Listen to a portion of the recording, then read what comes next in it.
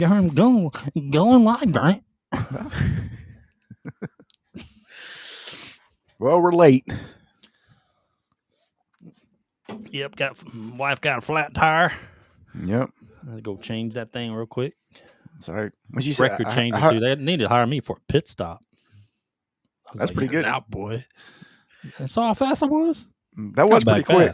And that was pretty quick. She was way back in the highway. Like, well, let me ask you a question. Because I heard her when she was on the phone. You asked her, "Are you off the are you off to the side?" And she said, "As well as I can be." Was she really off to the side, or was it kind of? Like... No, she was. Okay, she was off good enough. Because usually when women say that, they're probably like still on the damn. No, they're like shut down the interstate. I went in there and changed that tire fast. Well, you ain't Bobby Labonte out there. All right, dude. Let me go check all of our streams real quick. My boy thinks he's Dale Earnhardt. Fucking YouTube. Dale Earnhardt Jr. Oh shit, Grant. We on Facebook? I forgot we're on Facebook. Yeah, we sure are. Yeah, man, we're streaming on everything right now. Good, except TikTok. All right, let me go to our X real quick, and our YouTube, and our Facebook. Facebook, Grant.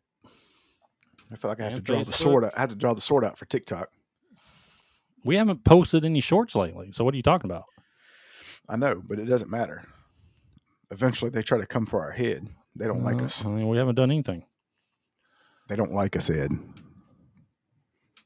Live now on X, Grant. Posted, like, tweet, repost. Let's see what else. YouTube, we got that YouTube link. Yep.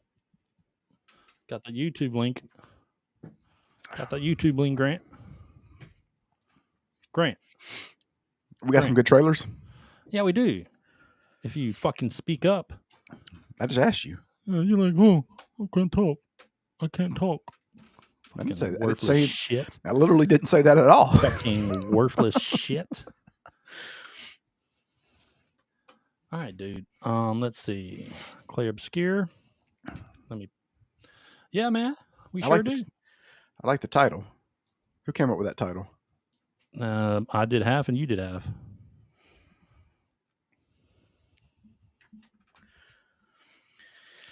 Okay. Are you about to say something? Were you about to say something while I do all the work here? I'll give you some credit here, peasant boy. You going about to say something, buddy? So you're like the serfs. The serfs. Let's see. Share. Let's see. Live now. Here, Grant. Let me go retweet all this stuff for you. Oh my God. I'm going to say worthless. You are worthless. It's all right. Everybody has to have that worthless guy, that worthless person on their team. All right. Let me do one more link share, and then we're ready. For everyone that's joined us, we are currently in a pre-podcast talk. I want to show some trailers here soon. Yep, I got everything set up. And then we're going to kick off the podcast. What? Right. I got everything set up for everybody. No, you didn't. You didn't do a fucking thing besides sit there and look fugly. Oh, come on, man. You ain't got to hurt my feelings like that. You just sit there. You're like, oh hey, are we doing a podcast? That's what I do. I'm like, what is this? What is this microphone? Can I talk now? What's going on here? That's what I do. All right. We're good, dude. We're good, bud. We're good, bud. Bud. It's like an old white guy. I hear there, bud. We're good, bud. Copy link. Grant. I'm copying that link. Well, why don't you copy it? Or I can copy it. I'll do it. No, please don't.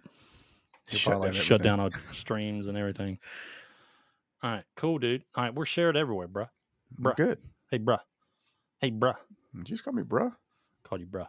All right. Grant, you ready for some trailers? Hey, today's a big day, dude. It is a big day. It's also a big week. Today's a big day, Grant.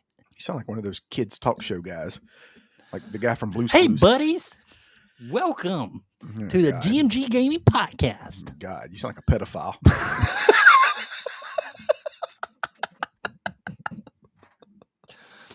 Sound like that airbag dude. Oh, God. And you look like him, so no. Out. No, I'm not that thin. All right. All right, Grant. Let's get to the trailers, and then we'll start the podcast. All right. Got a few trailers to show everybody. I'm sure most people have seen it. Big news. Big news today, Grant. It's a big week. Big news, Grant. Your Thursday's going to be action-packed. Oh, dude. Thursday's about to be off the chain. You'll call into work like, I can't. I got super COVID. Nah, man. I'm going to hit that up when I get home. But meantime, I might dabble in some Oblivion. I might dabble. What happens if you like it though? And you I wouldn't do. Don't dabble. Don't dabble because if you dabble, then you'll get Because if you dabble, then you'll get into it. Then you'll. It's cause I am playing Clair Obscur. That's all there is to it. Yeah, I'm going to be playing that. You're going to end up getting caught up in a conundrum. Nope. All right, let's play. All right.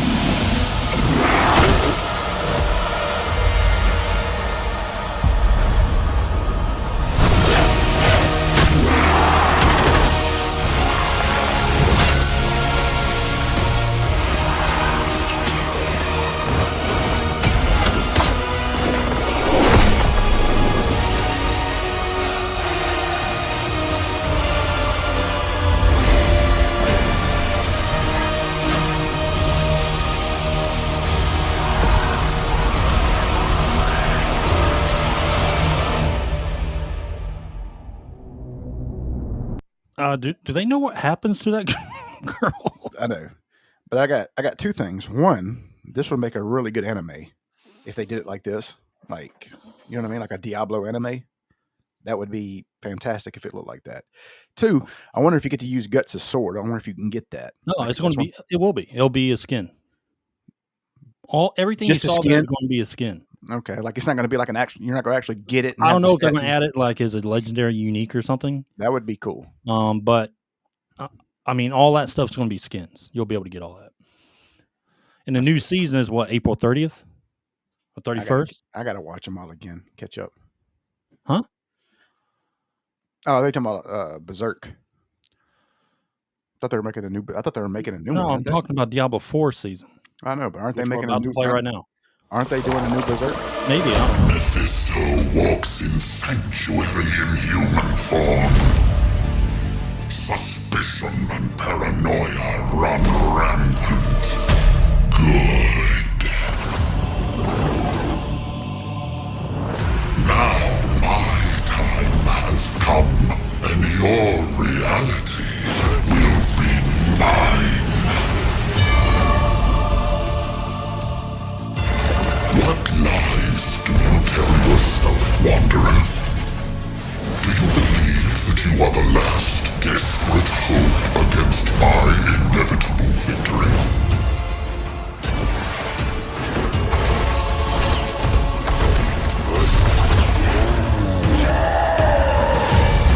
But you deserve the power you've been given.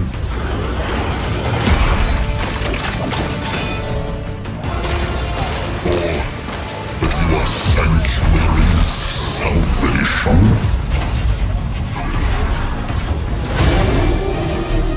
Perhaps you've convinced yourself that you can defeat Hell's most lethal champions.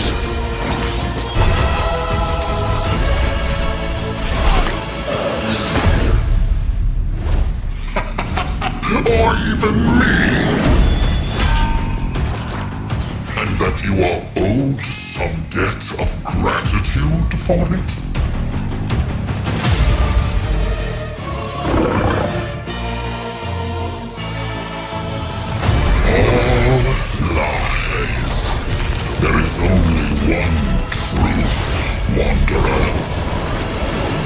whatever I wish it to be.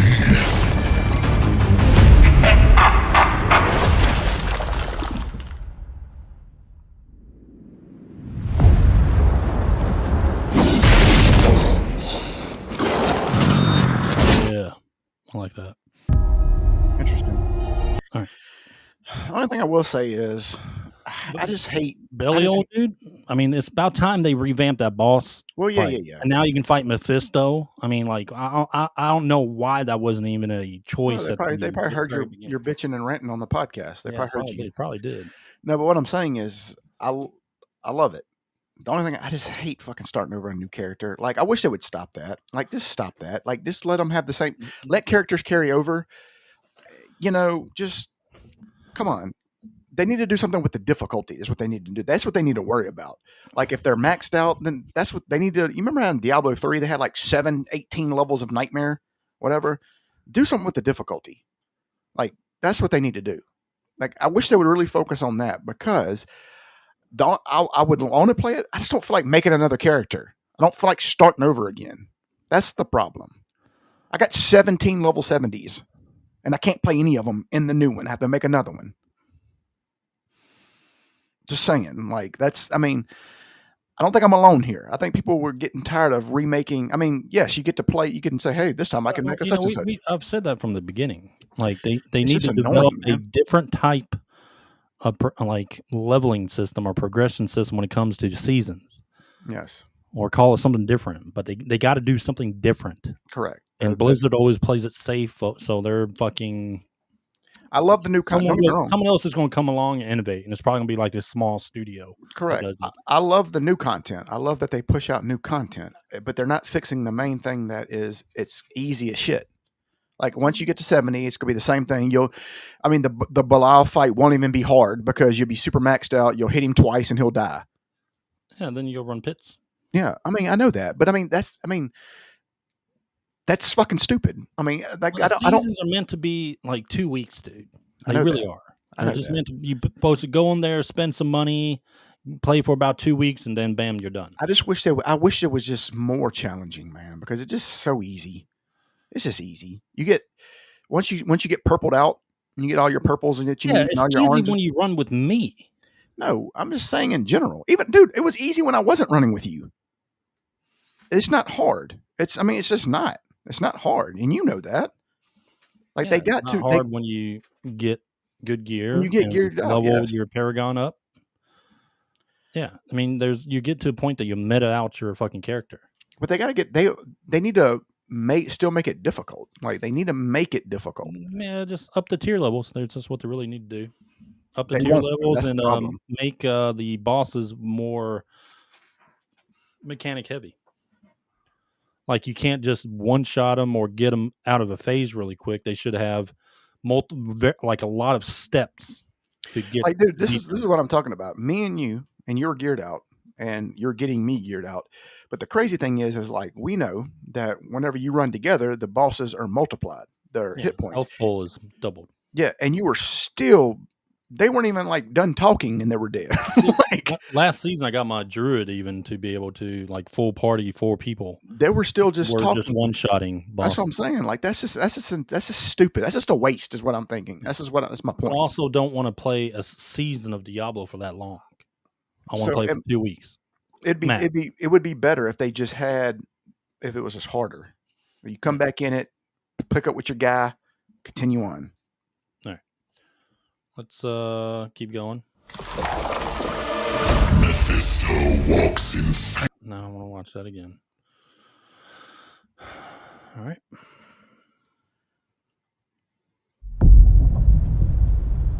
I like this game's been coming out for 7 years.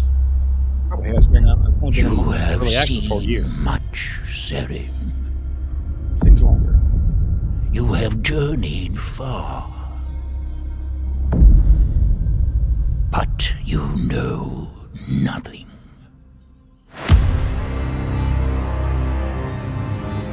This island is scattered with the ruins of those who thought they were eternal. Every day I worry we're one step closer to joining them.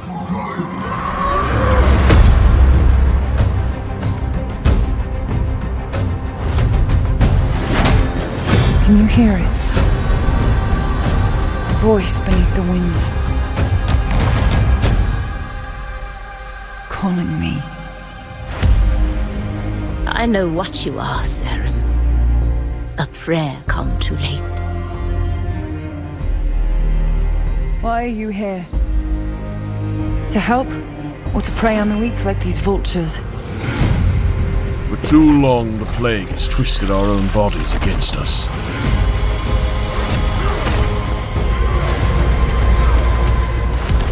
Let us return the favor. If the gate falls, so may 𝐸𝐵𝐵𝐵. Go, 𝐸𝐵𝐵𝐵. You must bend death to your will.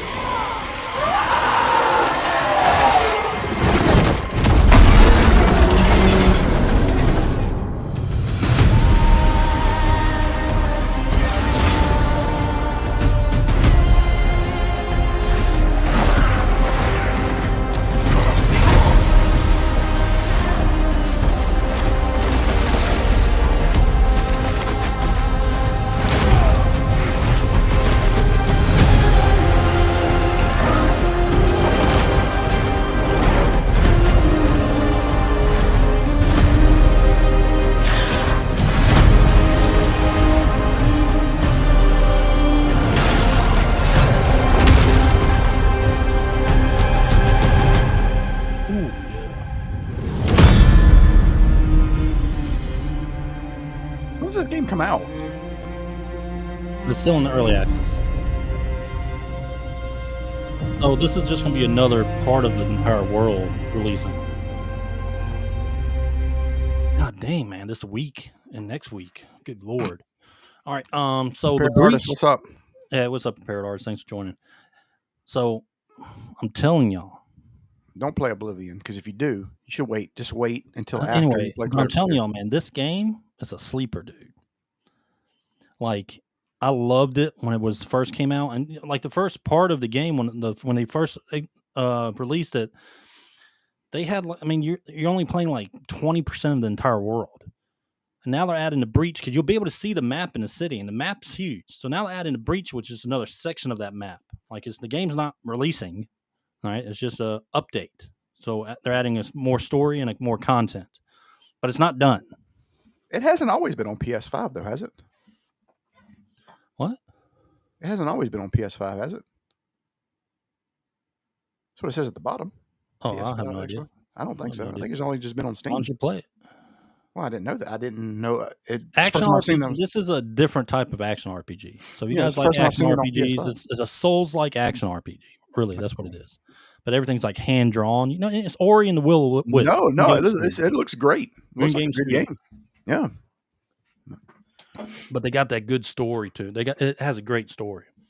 And I just like the look of it. But yeah, I mean, new update. They're still not done with the game. They'll be about 50% done with the game now at this point. I mean, it's going to be a big. So you think the action full RPG. release will be what, next year? 2026? Yeah, probably. I would say complete release probably next year. All Interesting. right, so no Rest for the Wicked. If you guys haven't played it, April 30th is probably a good time to start with all the content that will be in. You ain't gonna know what to do. You don't know what to do with your time. You got too many Yeah, games. dude. Clair Obscur, the 24th, Thursday. I'll be playing. Main focus.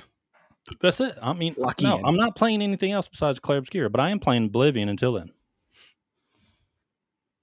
Watch you be like, man, look, it's gonna be Friday. You'll be like, man, Yes, this sir, game, the man. remaster's really good, man. I ain't gonna be able to stream Clair Obscur, bruh. All right. Next is last one, the big one.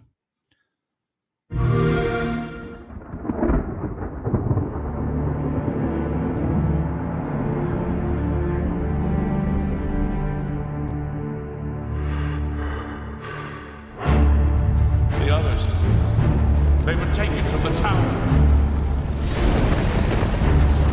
They're behind us. This ends here.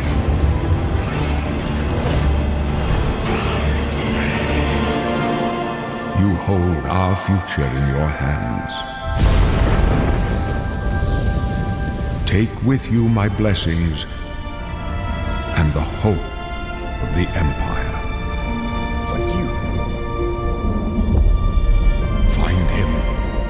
close shut the jaws of Oblivion.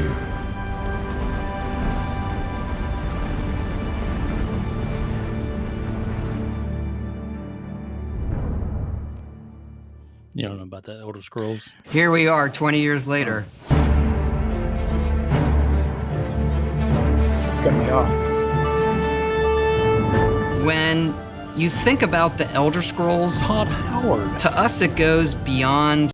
He's like, damn, hopefully this is better than Starfield. All right. I do have a question. What do you think? Oblivion. What? What? Don't interrupt me again. What? I said, what made you think that why do you think they chose to remake this one and not like Morrowind or any of those other ones, like older ones? Dude, Oblivion's legit. It's a good game. I'm not saying I didn't say, hey, this game's fucking shitty. What do you think they did it for? I didn't say that. I said, but why do you think they chose this one over any of the other ones? Because I think they're already in the works of it. Mm-hmm. And �սկ𝐼𝐵livion was coming out. Yeah. Which is done by a bunch of modders. Okay. Mm-hmm. And they already were working on it, and so they probably rushed this to get it out before �սկ𝐼𝐵livion dropped.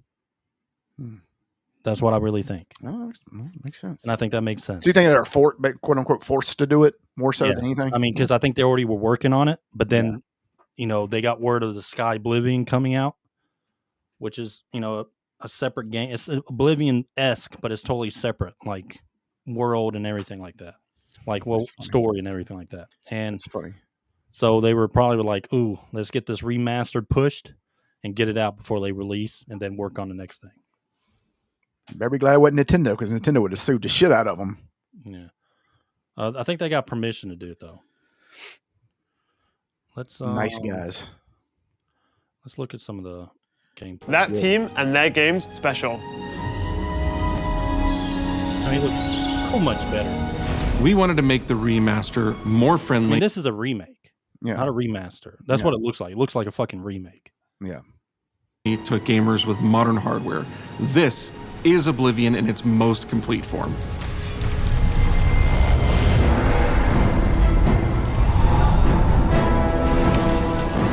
About time someone got here. Huzzah!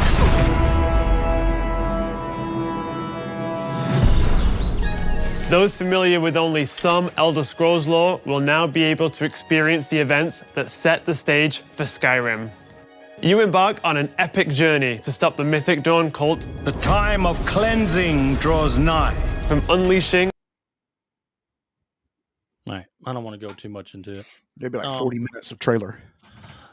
Yeah. So, they gave the creators of �սկ𝐼𝐵livion keys. But really? They gave them keys to the game. That's cool. Yeah. I mean, you think it's kind of like a here, bitch. I don't know. I mean, that's kind of fucking petty. It's a little petty. Because they were about to release their game, like soonish. So you think that like run? I don't know, man. I mean, some people might want to. No, play people are going to still play �սկ𝐼𝐵livion, dude. I mean, it's not Oblivion. I mean, it's like that game engine. They should have changed the name though. They should have chose a different name to make it where it's not too on the nose. All right, but we'll talk about all this stuff later. Let's get to the podcast. I got a RPG. How about you shut the fuck up? Final Fantasy. Shut the fuck up. Start a podcast now.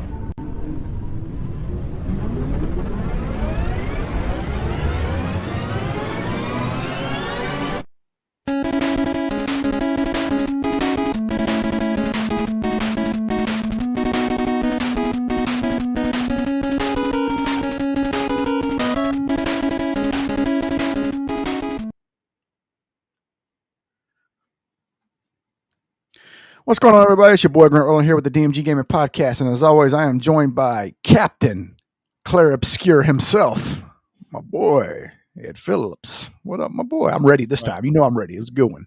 That's a good one. I am going to be leading Expedition 33 here soon. You'll get lost, guide. We're going to go battle the painter and save our world from collapse.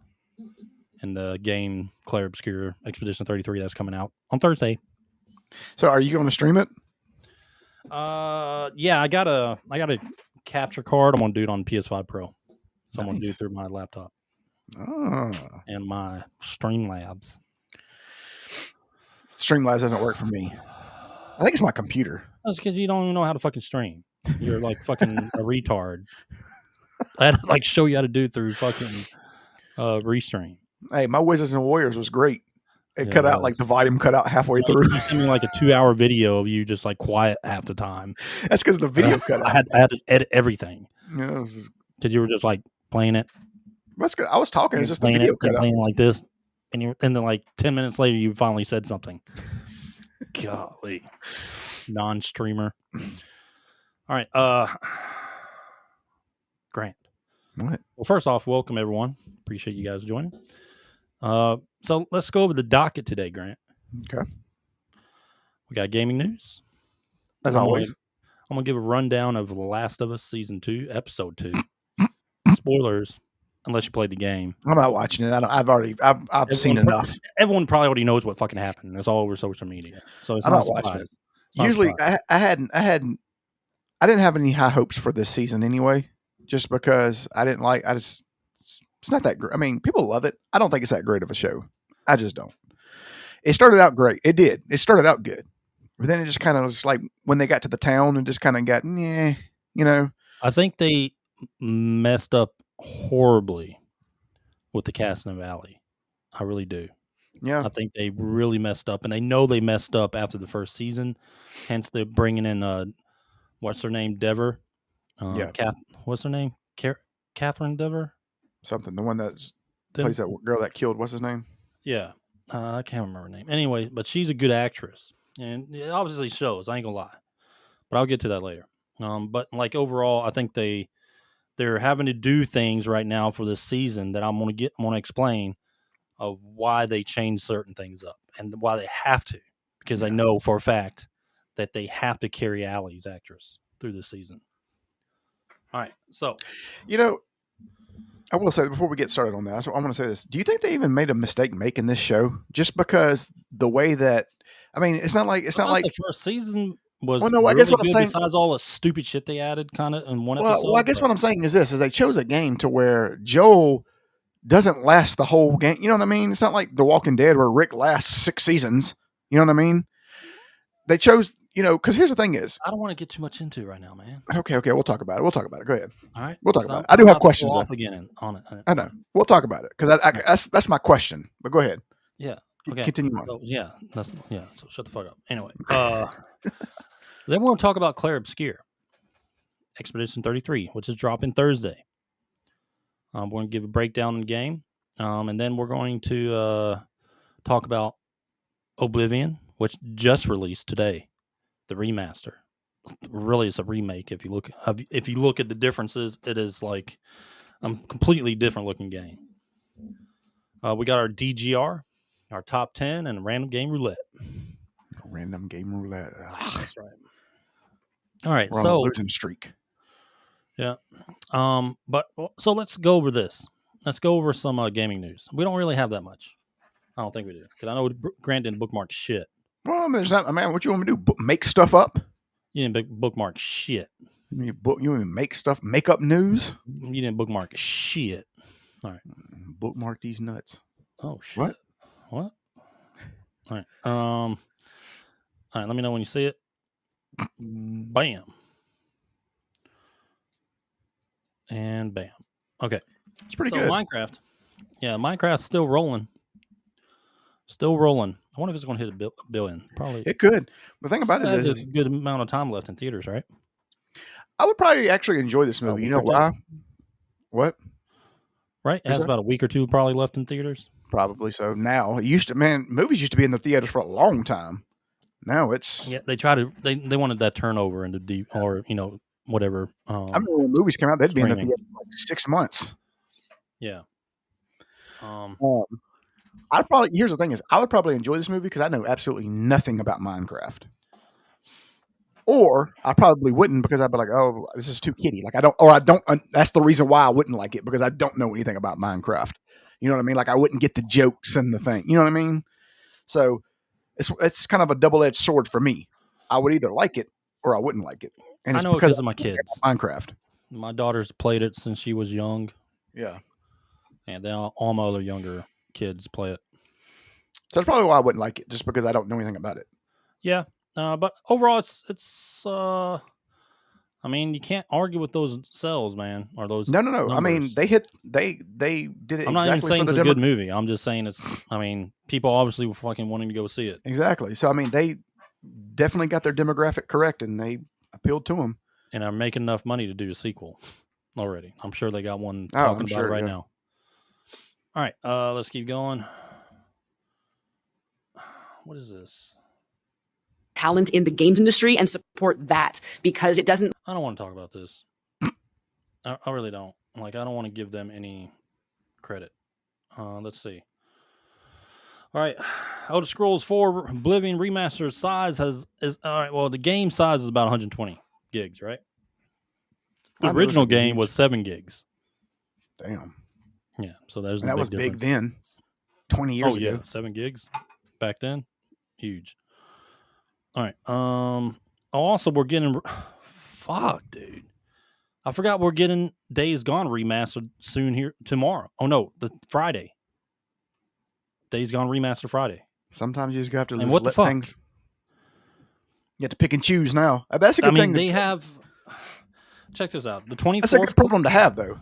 Yeah, I mean, no, it's legit. This year's big. It's good so far, so good. So we have Oblivion now remaster. We have Clair Obscur dropping Thursday. We have Days Gone remaster dropping Friday. We have Diablo season coming on the 31st, new season, and along with 30th. The Berserk collab 29th. on the 29th. And then we have the Berserk collab coming on May 6th. And then what else was there? There's like something else too.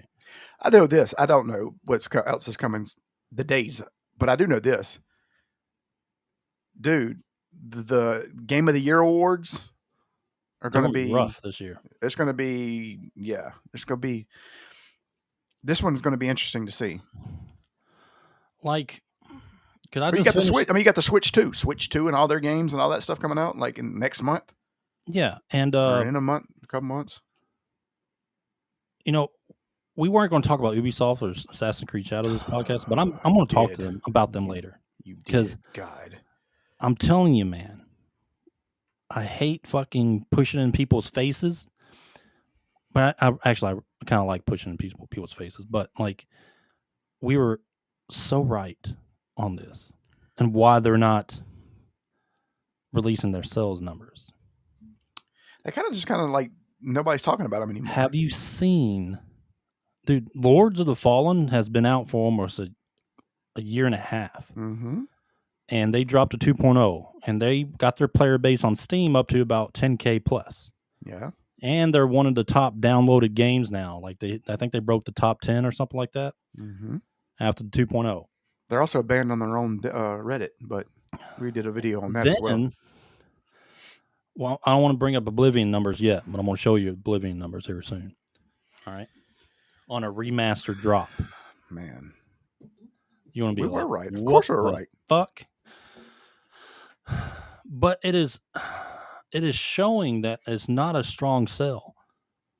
Like, no one can tell me otherwise. It doesn't matter how much you want to fucking tweet about it. Oh, and put 3 million players.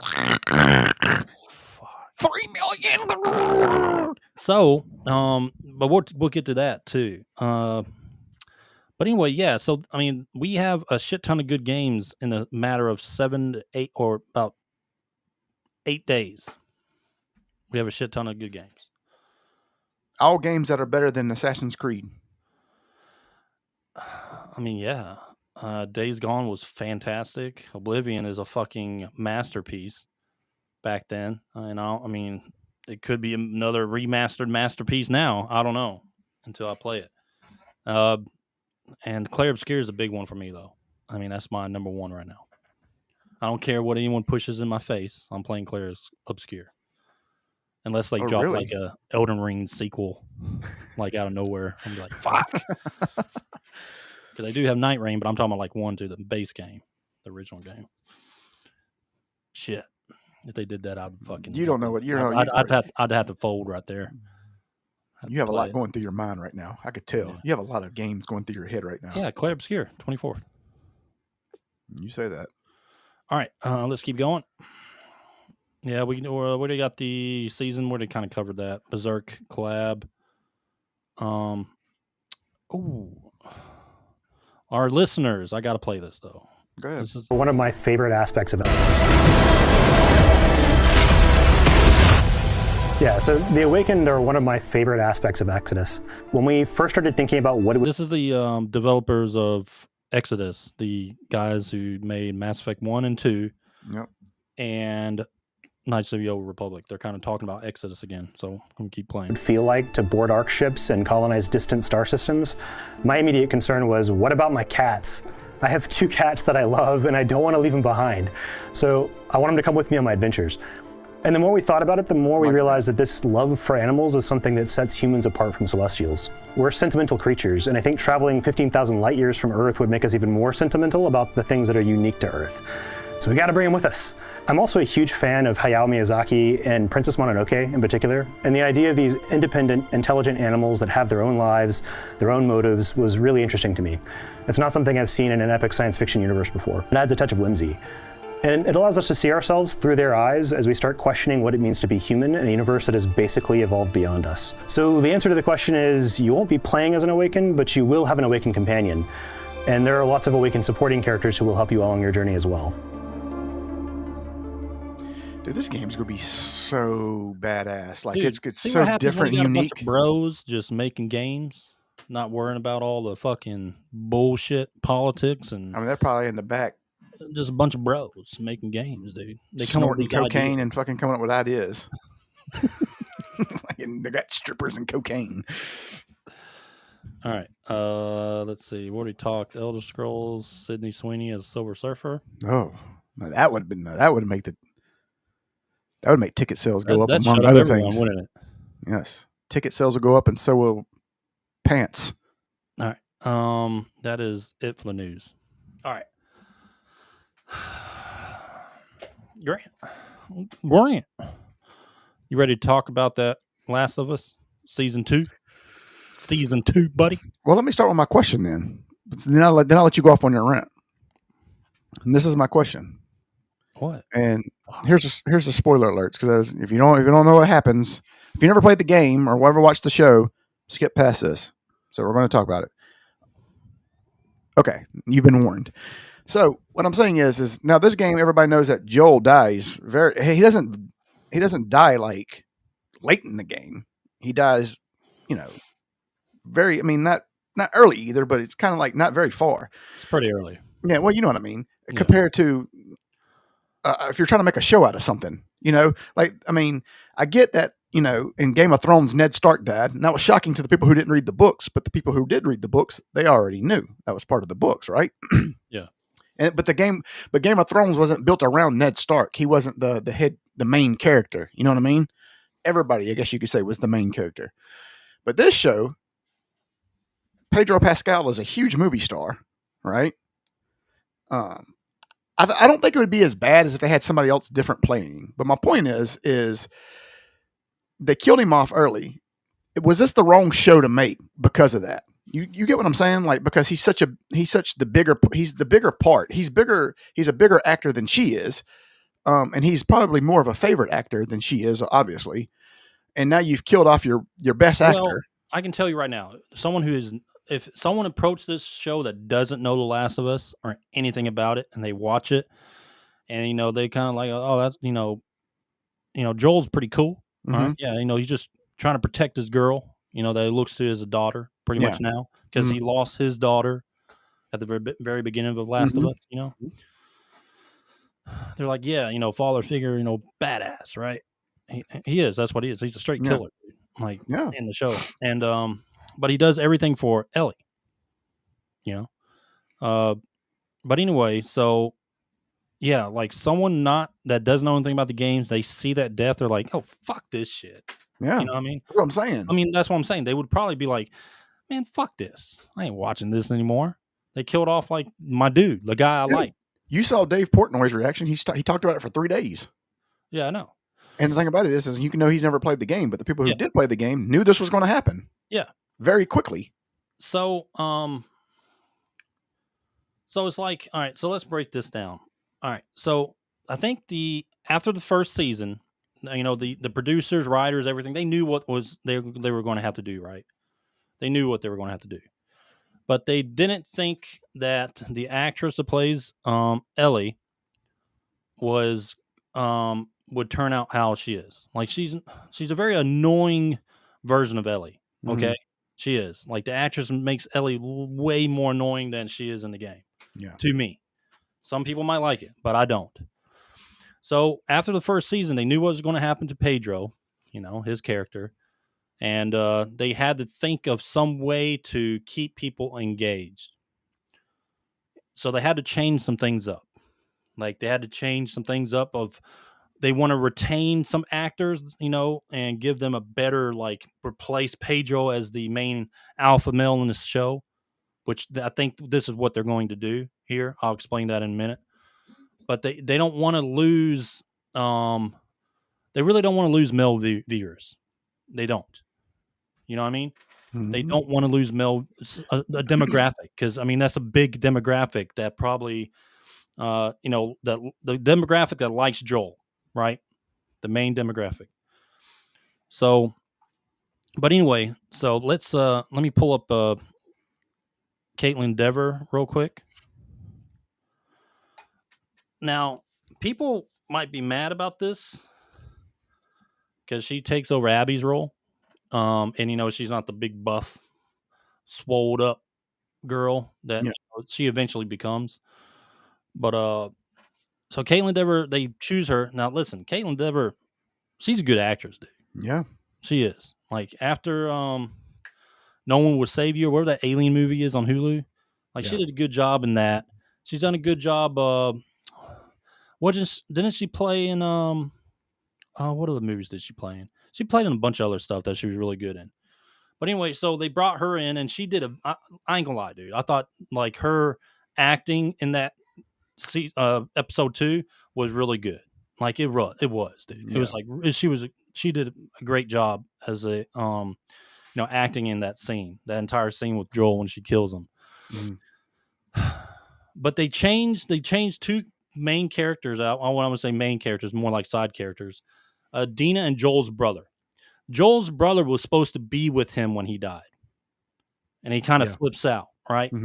But they replaced him with Dina in the series. So now Joel's brother is off protecting the city from a what is the fucking fungus called?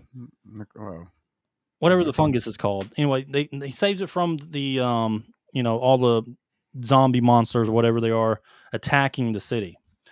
And he like ends up killing one of the main enemies or one of the main big old mushroom guys in that scene. And kind of like shows up kind of being the hero alpha male, you know, protector of the city kind of character now, vice what he was in the game. All right, so they did that change. They did it on purpose.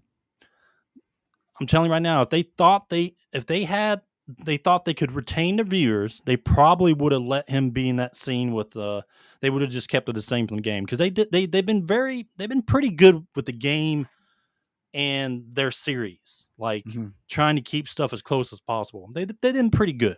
All right, not like, you know, awesome or anything, but they've done a pretty good job.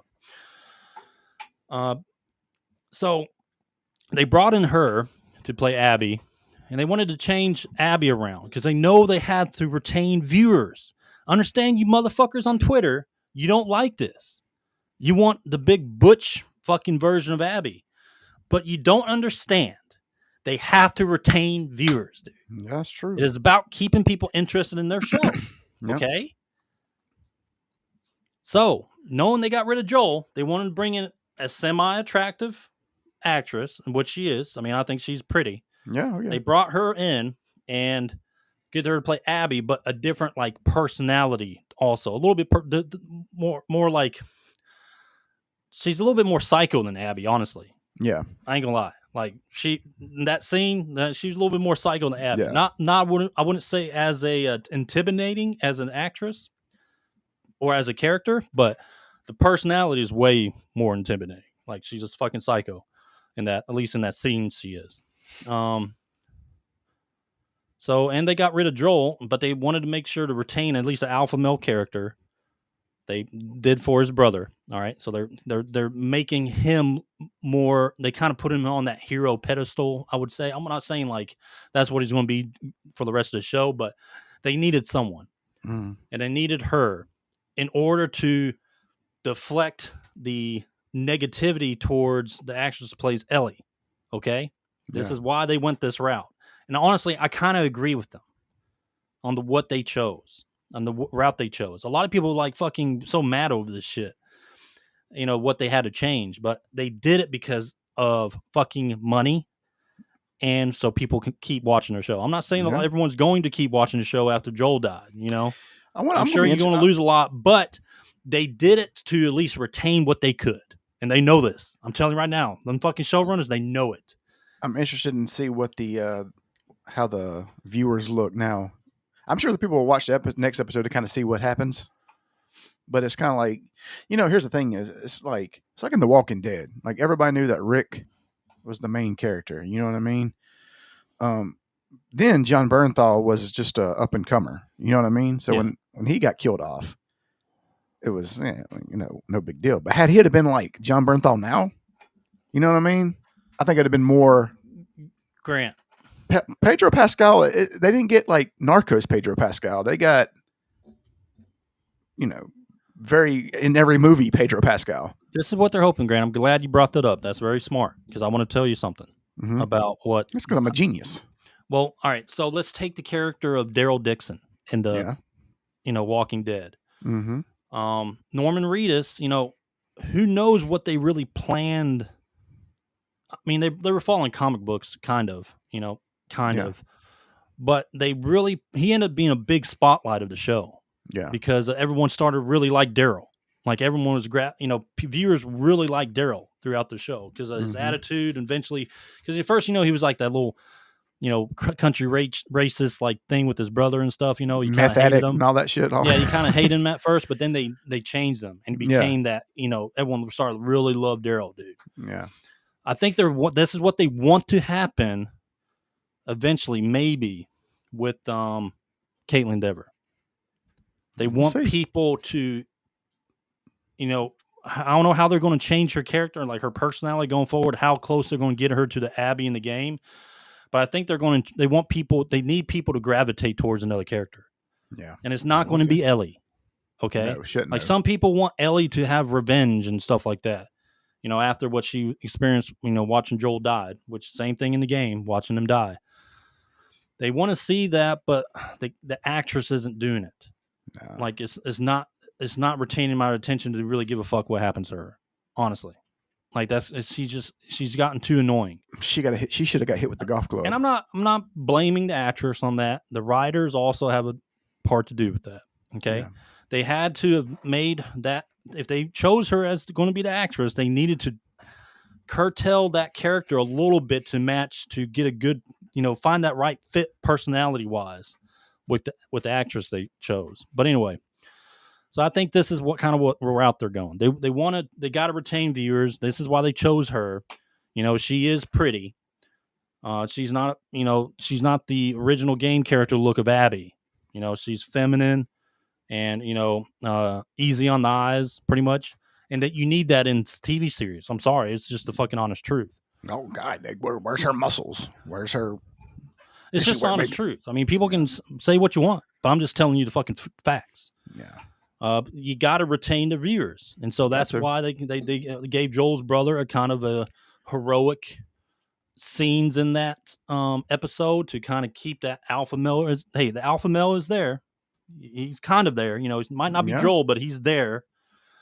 And give you a really good actress to kind of pick up Ellie's character. You know what I mean? Yeah. In that show. Well, that makes sense. You're making a lot of sense there, sir. Yeah. But I mean, I saw the little fucking crying and I'm not talking about the ones over Joel. I'm talking about like for them picking this actress to play Abby. They were butthurt and how they changed her up a little bit and stuff, like her personality.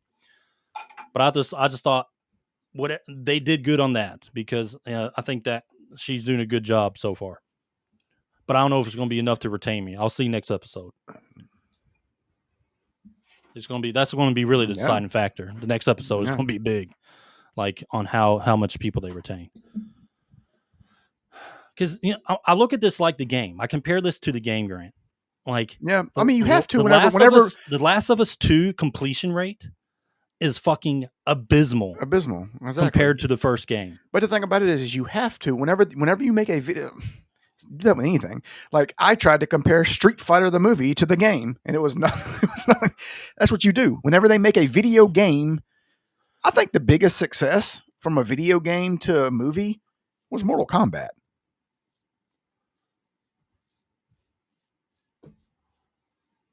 Okay. No, my point is you're missing my point. Live action. Yeah, because my point is because that's what you did. You compared everything from the game. To the movie, This is, dude. I'm not going to sit here and lie about it. Last of Us 2 is a good show up to a point, okay. But if they're taking the route of the games, they got to do some changes, dude. Well, here's the thing: it'd be one of those things.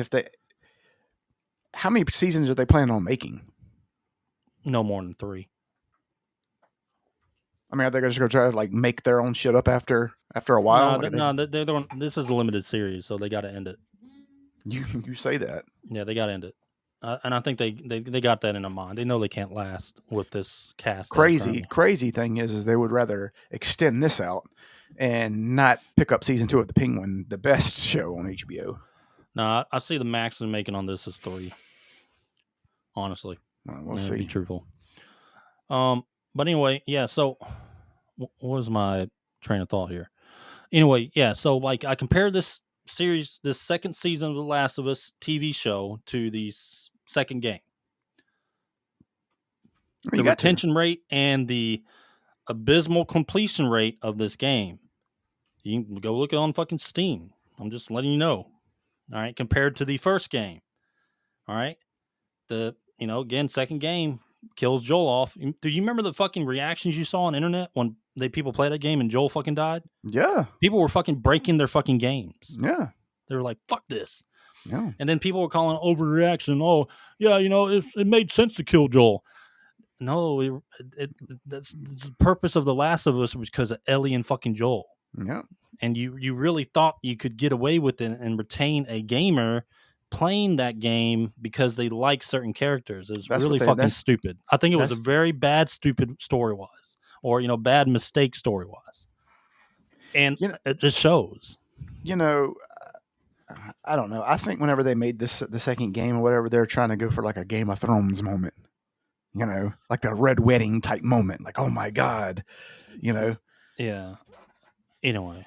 So, yeah, Last of Us Season 2. We'll see episode 3, we'll see Sunday. You'll see Sunday. Yeah, I'll see Sunday. You know what I should have done?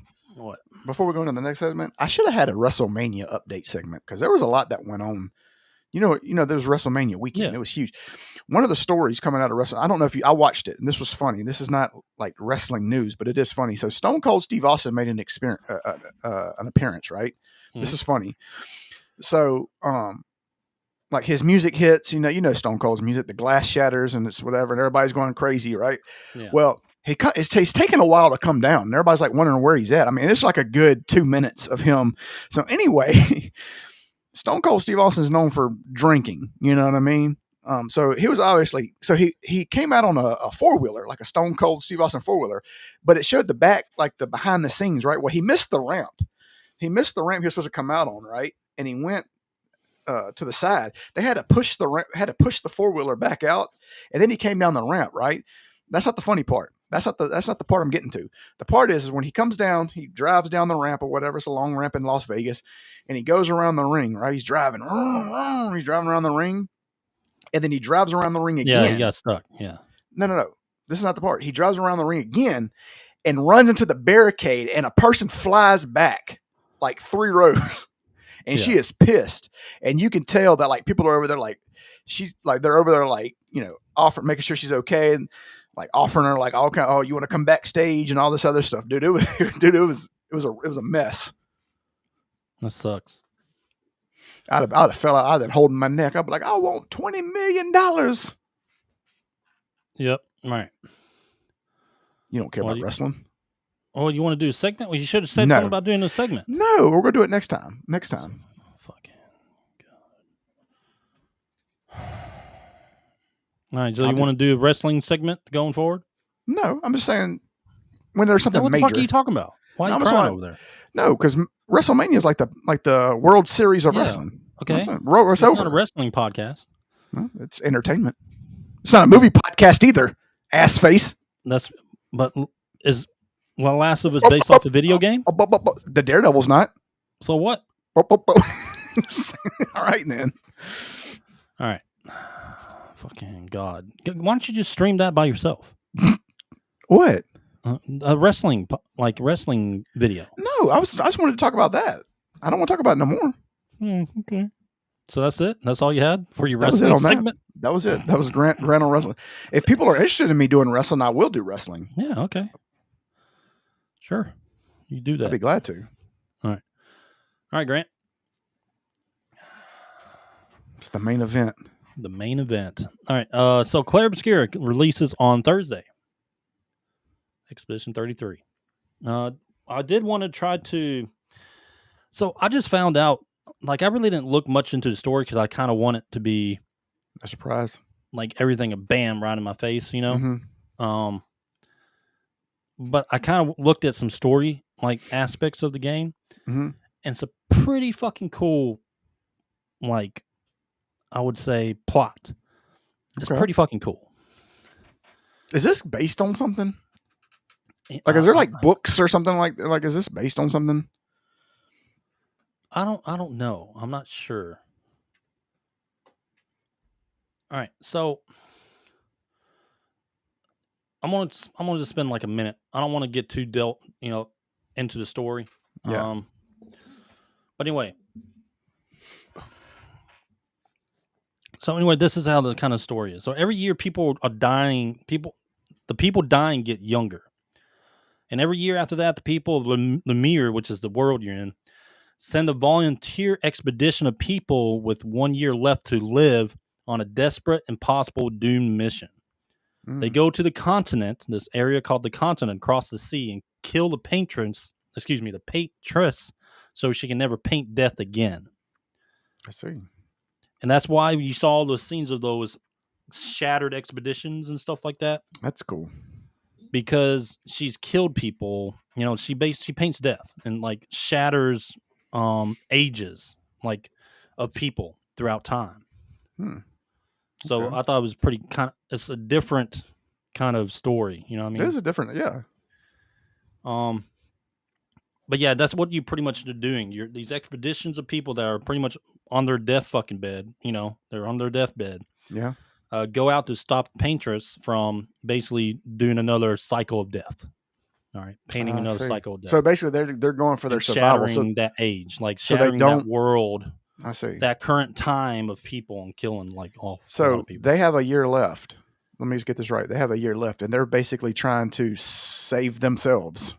Yes. Gotcha. That's cool. But, well, it's because they have a year left. But they ended up finding some mysterious guy who has aged.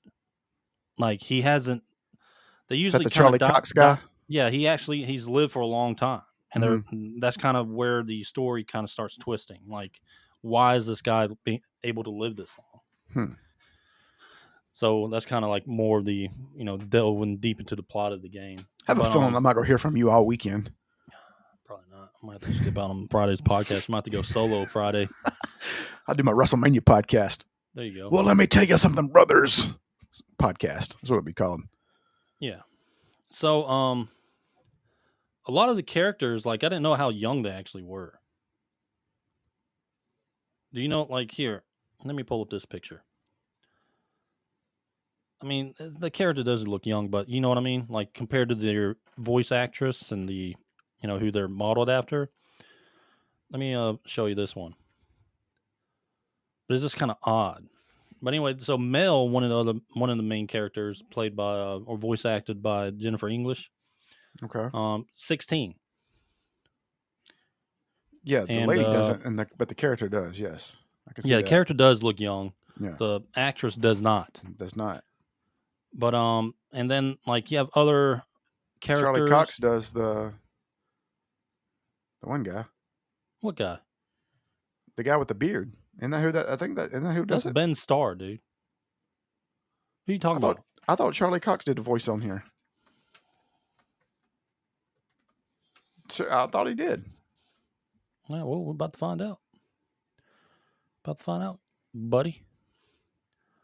Let's see.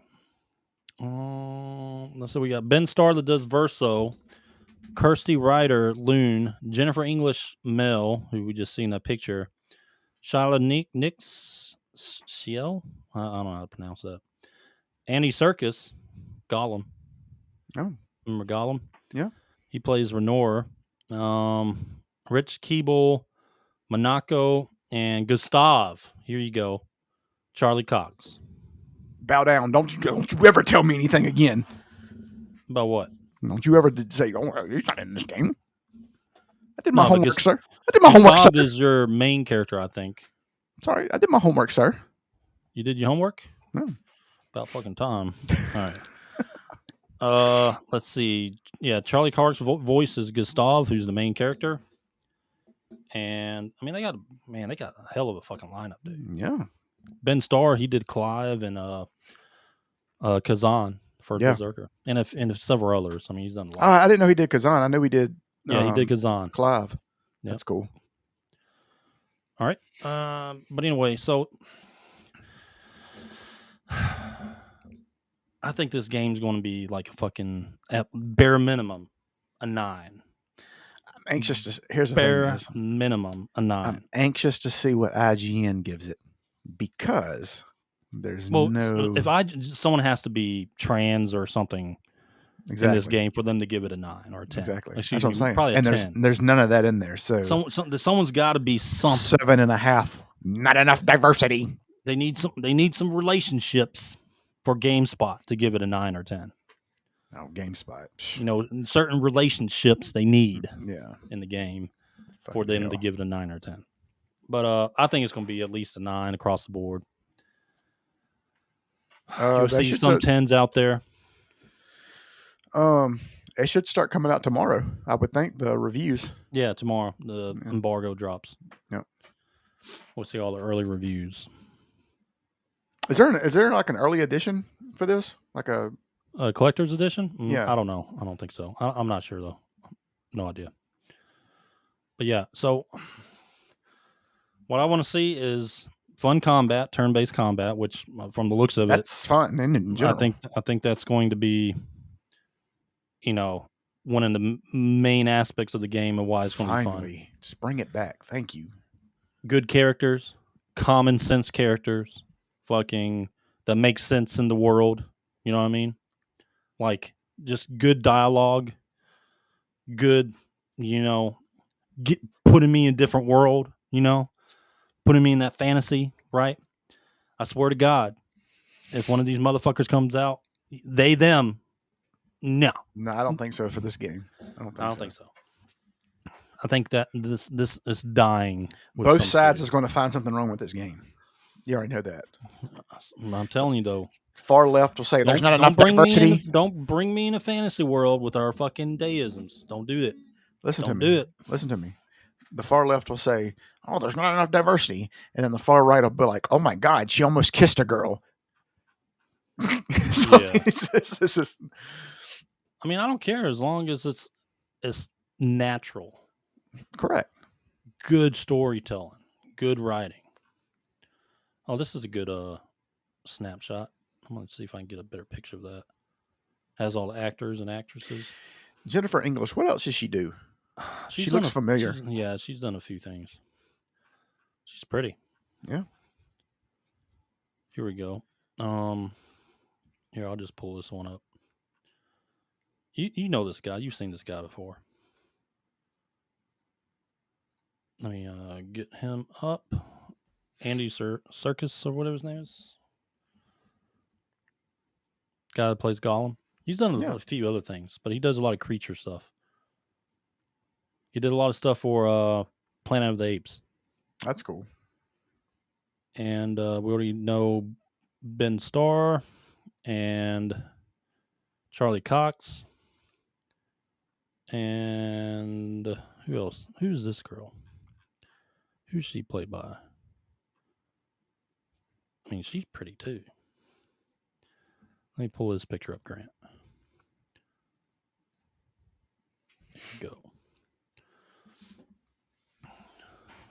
Shyla Nix. She plays Shell. I think that's Gustavus's love interest from what we've seen in the trailers. Maybe. I don't know. Here's the thing is, like, so she doesn't look bad as a character. She looks better in the game, dude. Well, I know. That's I know. Probably, this is a bad picture. I know. Here's my point. My point is Ubisoft would have manned her the hell up. Like, you can go ahead, you can already look at that picture and tell what Ubisoft would have done. Yeah. All right. But yeah, dude, I mean, like, a lot of games come out this week. Oblivion, I don't think they messed it up. Because I still think people that have been wanting to play Clair Obscur, that are turn-based RPG fans, are going to go straight for this game.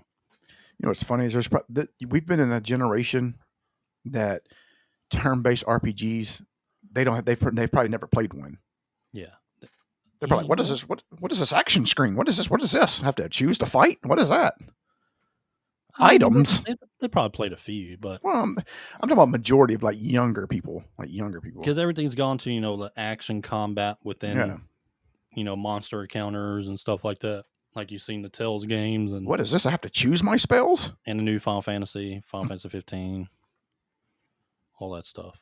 But yeah, this is Square Enix, I bet they're eyeing this game. No, they're not. Don't you're giving them way too much credit. Yeah. They're not. They're worried about remakes. What old game can we remake? But yeah, Clair Obscur, man. I'm down. Yeah, dude. Let's go. Ready to go. Watch your internet go out. You'd be devastated. I don't think you need to be connected in to play the game. I just need to download it first. That's it. Make sure that download goes through. Watch, that's what I'm saying. Watch your internet go down. You'd be like, no. I'll use my hotspot. I don't care. I'll use that data. They're gonna be like, sir, we've noticed. They're gonna be like, sir, we've noticed that you're running out of data. You've reached the data for the next 2 months. All right. Let's touch on this next subject real quick. We kind of already talked about it, but I'd say we just kind of talk about it a little bit more. We played the trailer at the beginning of the podcast before we actually started it, or during our pre-podcast talk. Oblivion Remaster dropped today. Oblivion, did you ever play the original? The original, yeah. Mm-hmm. Yeah. I mean, this was like Golden Age, Bethesda. Yeah. Oh, yeah. I mean, Skyrim pretty much was too, right? This was like the first, what was this, like 20 years ago, roughly? Yeah. Their first big masterpiece was yeah. This was like the first Elder Scrolls game I remember playing that was like huge. You know what I mean? It was like so much shit you can do. Because Fallen Morrowind and Elder Scrolls. I mean, they were on the map, but I mean this is starting to get like prime. Because this is the first one I remember being super in depth. That and like what was it? Dragon Age, one of the Dragon Ages. It was just like, man, you could pick up literally everything, type stuff. Yeah. But anyway, so I do want to show this Steam numbers. Oh. So let's do Oblivion Steam numbers. Ooh, buddy. That is quite a bit for a first day drop. Holy shit. For a remake. Remaster, sorry. Oh, Lord, man, that numbers went up. All right, anyway, so let me share this real quick. There we go. Whew. Man. Pretty good, dude. Pretty good. 169,000 for our listeners. That's what it's sitting at right now on Steam only. And it'll go up for the weekend. Yeah. I still think with all these releases so close, it's going to pull in some gamers away. but it's going to happen in other games too, right? Like I think Clair Obscur will be a little bit affected by it. I think the remaster for Days Gone is going to be affected by it, but they're all going to be kind of clashing against each other for people's eyes. When's the last time we've had like a good old 3-way clash like this? No, man. It's been a while. Especially, this was a shadow. Last time drop. we had a good old fashioned 3-way. This was a stealth drop. Like they fucking announced it yesterday. They were going to go live with the trailer, and people were saying, "Okay, it's probably going to release today, maybe." Yeah. But I mean, they legit just did a trailer and said it's available now. It's pretty good, and it's for a game that they completely, almost, pretty much remade. I mean, if you think about it, I mean, I've seen remasters. This looks far superior than most fucking remasters I've seen. Yeah, that's true. So I consider it more of a fucking remake than anything. And let's see scores. Let's see scores. Oblivion reviews. I gotta hear what old buddy had to say. Oblivion remaster reviews.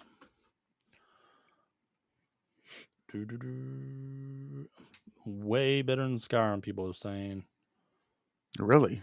Well, if they did a Skyrim remaster, but at very least, playing Oblivion remastered won't present such a staunch difference from any release of Skyrim. Okay, that's fine. Skyrim is still a masterpiece of the game. Yeah, it is still a masterpiece in itself. Still holds up. Yeah, it's crazy. Oh man, yeah. I mean, scores across the board are good. What IGN give it? I don't think they reviewed it yet. They're trying to figure out how to give it a 7. Because it's a stealth drop, so no one. I don't think anyone had access to it. Good, they don't deserve it. Yeah. All right. Enough of that.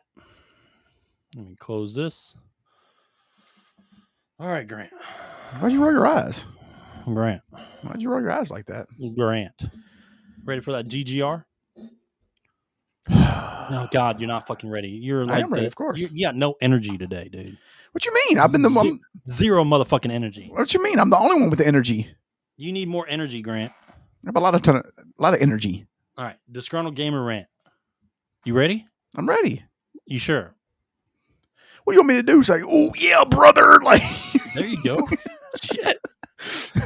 All right, so our Disgruntled Gamer Rant today, we were thinking about this one, but we wanted to go with the death of game manuals. That's crazy. Because we did talk about it. It was one of our one of the top 10s from last week. We had game manuals as like menus, something we missed, right?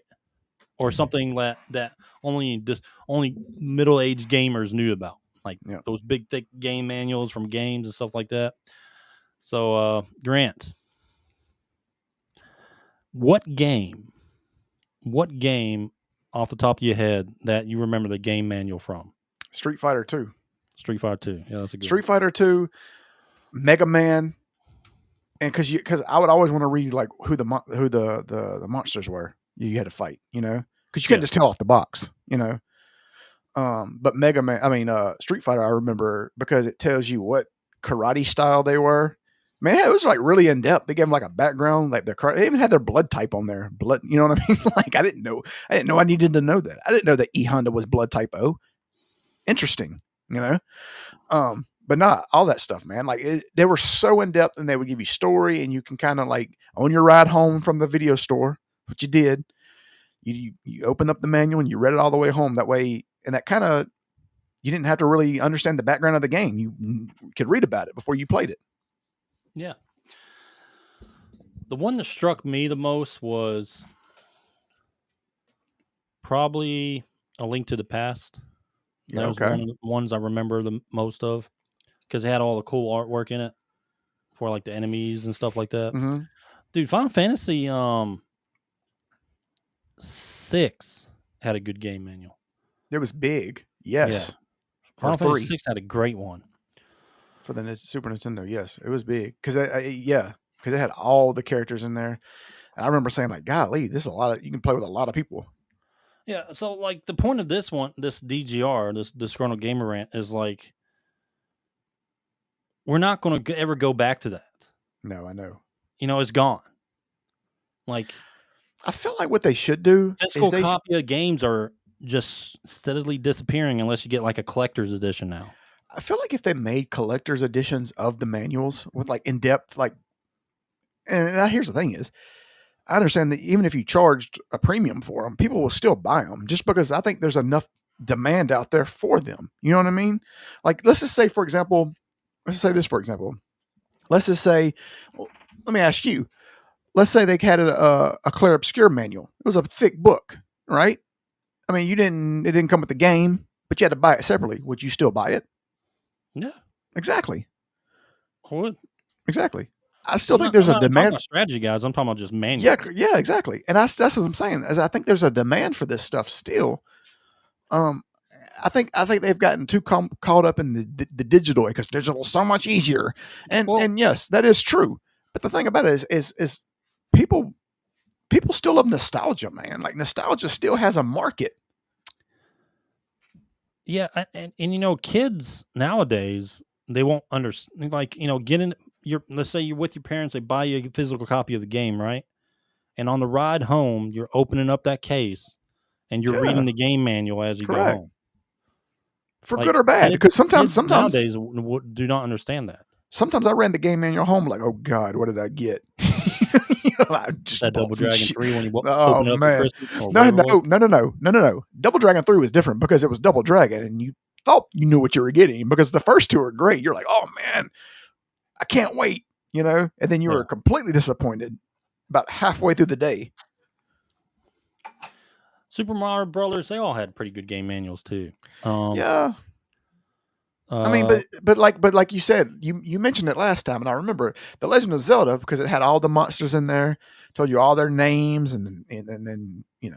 Well, it had the artwork, like, you know, Link with a sword and shield looking over a canyon and stuff like that. They showed all the items you're supposed to get. Had Zelda in there. They had a lot of things in the game that they made a art picture of, right? Yeah. That you would later recognize in the pixelated version in the game. Mm-hmm. I always thought that was cool how they did that. Yeah. Razortooth, $10 for Switch 2 instruction manual. The two I remember are the original Zelda and Final Fantasy 6 manual and maps. You know, dude, honestly, like...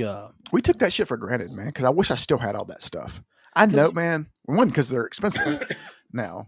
And two, I just wish I had them just to have them because you can't find them for cheap. I mean, you have now is the market. You have to have a lot of money if you want this stuff again. And, you know, I had all these cases too, like the box covering. I used to have all that shit.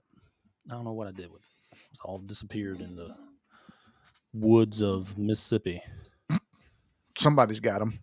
Yeah. But yeah, like, dude, like my favorite memories were of, you know, getting a hand on a game from wherever, buying it from Walmart, wherever, and then riding home, reading the manuals, and then popping in that game when you get home. Yeah. That's gone. Yeah. That's the sad thing about it. Now it's fucking phones and the kids are just fucking glaring at like YouTube videos or some shit on the game. Let's switch to, in a sense, and the same thing, the strategy guides. Oh, dude, they were so in depth, and they had illustrations. Like I remember, and I probably still. This is one I probably still have. Remember, I showed you that container of stuff that I found, and it's probably in that container. I have an original Breath of Fire 2 strategy guide, and that thing was like this thick. Yeah. I mean, it literally talked about every single thing in that game. And I remember I read that thing. Like, I would read it when I wasn't even playing the game. You know? This is the one I had. This is one of my favorite ones. It was such a good, because it had all that, you know, anime style art in it too for the game and the characters. Oh, yeah. I remember you having that. I remember you having that. Because I used to want to borrow that, and you're like, I don't know where it's at anymore. Again, that strategy guy was legit. Look at that Squaresoft too. And have you noticed? I mean, outside of like the collectors, I mean, the collectors editions they do where you get figures and stuff like that. Do you notice that how games don't do anything outrageous anymore? You know, do you remember Earthbound? They had like the big ass fucking box. Like you know what I'm saying? Like they don't do it. I mean, yeah, it costs more money, but they don't do anything outrageous anymore for games. You know what I mean? It's just the collector's edition. You know, I mean, I know that, but I'm just saying, like, I wish they did like big ass, like fucking give me a big ass case. I don't care if it takes up half my room. For the next Final Fantasy, give me a big ass Buster sword. You know what I mean? Like, or whatever. It don't have to be like a real one, but like it could be made out of fucking paper or whatever. But like something cool like that. They don't do shit like that no more, man. No I promo do this for stuff. my daughter a lot, like for the new Zeldas that drop. Yeah. Dude, my daughter, like, she has they're hardcover books for like Breath of the I've seen Wild. those. I've seen You those. know what I mean? Mhm. But I got her that for the game, and then I found like an encyclopedia for Zelda. I've seen that. I saw that at Walmart. It's like this big. Yeah. A monsters fucking almanac. Yeah. For all I've seen those. That's cool. Dude, her shelf, she has like 10 different Zelda hardcover books. And one for stuff like Tears that's of cool. the Kingdom. Yeah. Dude, I got all that shit. Dude, that stuff's cool though, man. And that's the thing about it. Yeah. And all that stuff's gone. Like give me a plastic Master Sword. Like I don't have to like give me something cool. Give me something. I bought her like one of those too. That's what I'm saying. Like, but they don't have any more promo stuff. Yeah. Like I used to think, You have to find this shit like on Books A Million and yeah. But I'm just saying, Amazon. like when Earthbound came out, like we thought it was ridiculous, but it was cool. Like, look at this big ass, like this thing's like a box like this big. Like, where am I going to put this? You know? But you look back on it, it was like, man, because that was the game everybody talked about. Because you remember back then, Earthbound wasn't just like a super popular game. It didn't get really popular until like almost like the early 2000s, late 90s, early 2000s. You know? Because I remember talking to my mom, but like, Mom, what is this game? My mom was like, look at that game with the big old box. Like, I don't know. You know what I mean? But that was what it was known for. And now if you have that game and it's sealed, it's like a $40,000 game. This is another one I had. Oh, yes. Secret of Mana, dude. That was a really good guide, too. Yep. Because they did the same thing with all the art. I had the Final Fantasy VII one. Yeah. I think I borrowed it from you. I think you had it, and I borrowed it from you. I think I ripped it's always it. like that. You always borrowed everything, never gave it back. Because here's the thing is, I knew you were gonna get it. I just waited my turn. You have a treasure trove somewhere. I do. It's probably all your stuff. Of all my shit. But like here's the thing is, I used to psychologically eBayed all that shit. No, I didn't. I wouldn't eBay that stuff. I'd actually keep it and seal it if I could. Sometimes I'd actually psychologically, because I knew Ed would get it. I'd be like this. I'd be like, man, you know, it'd be a good game. Man, Final Fantasy IX would be a really good game. And then I'd let Ed buy it, and then I would borrow it for him to get it. You knew Final Fantasy IX was a good game. Then I just borrow it from him. You didn't have to tell me to buy a Final Fantasy, dude. Back then, I bought it immediately. Or my parents did. I didn't buy it. Dude. Back then, dude, we were working. Remember, we're washing dishes. We had that job. We had that Final Fantasy IX came out? Yeah, they were in 11th grade. Oh, were we? Yeah, we were. Yeah. Oh, yeah, we were washing dishes. Working, that's right. We're making $75 game store over by the Kroger. Remember that little where they had the Dragon Ball Z tapes at? Yeah. Oh yeah. And CDs or DVDs. Back then, here's the thing is we used to make fun of people who play Pokemon because we didn't understand it. Now I wish we would have bought them because they're like they got in early. I know. That's the thing is we just didn't know anything about it. That's what it was. Yeah. All right. But yeah, so game manuals, the death, they're done. Oh, man, bring them back, man. Again. Bring them back. They would make them killing. Well, Nintendo Switch, they stopped doing game manuals too for their games. Everything's digital. We don't give a shit about digital. Like even their hard copies games, or they come with this like little fucking piece of paper. Sometimes like, no, here's a QR code for the manual. Exactly. I don't want to scan nothing on my phone and then my battery die halfway through. Saving money. All right. Let me close that. All right. That was our Disgruntled Gamer rant. The death of game manuals. All right, Grant. Let's do that top 10. Ready for that top 10? I am ready for that top 10. You ready for that top 10? I am. All right. Top 10 today is top 10 hardest boss fights in video games. Mm-hmm. Our personal list. Grant, you can do the pleasure of being the first. Go ahead. All right. Here we go. This one was from Final Fantasy IX. A lot of these are more RPG based. Well, there's a couple that are not, but I mean, let's go. Let's be honest. That's where all your hard bosses are anyway. Was 𝐼𝐸. You remember he was the big ball of death that was floating in space? And his life, I mean, the battle depended on how much, like how strong you were. You know what I mean? So it was one of those. So if you were maxed out, oh boy, it was going to get difficult. So yeah, that's my number 10. Ozma. All right. My number 10, Grant, is General Ram. Okay. Or Rom from Gears of War. Insane mode. Mm-hmm. Dude. Like, the fight is like... The fart. Yeah, the fart. Is dark, claustrophobic, is punishing. I mean, any mistake, you're dead. Yeah, oh yeah. Like, one mistake, you're done. Let me pull up a picture of him. Dude, like, I couldn't stand this fight. It took me forever to kill this damn thing. Gears of War, General Ram. Go ahead and go with your number 9. Okay, my number 9 is from Final Fantasy 12, and it's 𝐬𝐮𝐬𝐽. Yeah. 𝐬𝐮𝐬𝐽 has 50 General million Ram hit here. points. Did you hear me? Yeah, go ahead. 50 million. million hit points. You can literally watch a TV show a lot, and it's not even really just that super difficult. It can be.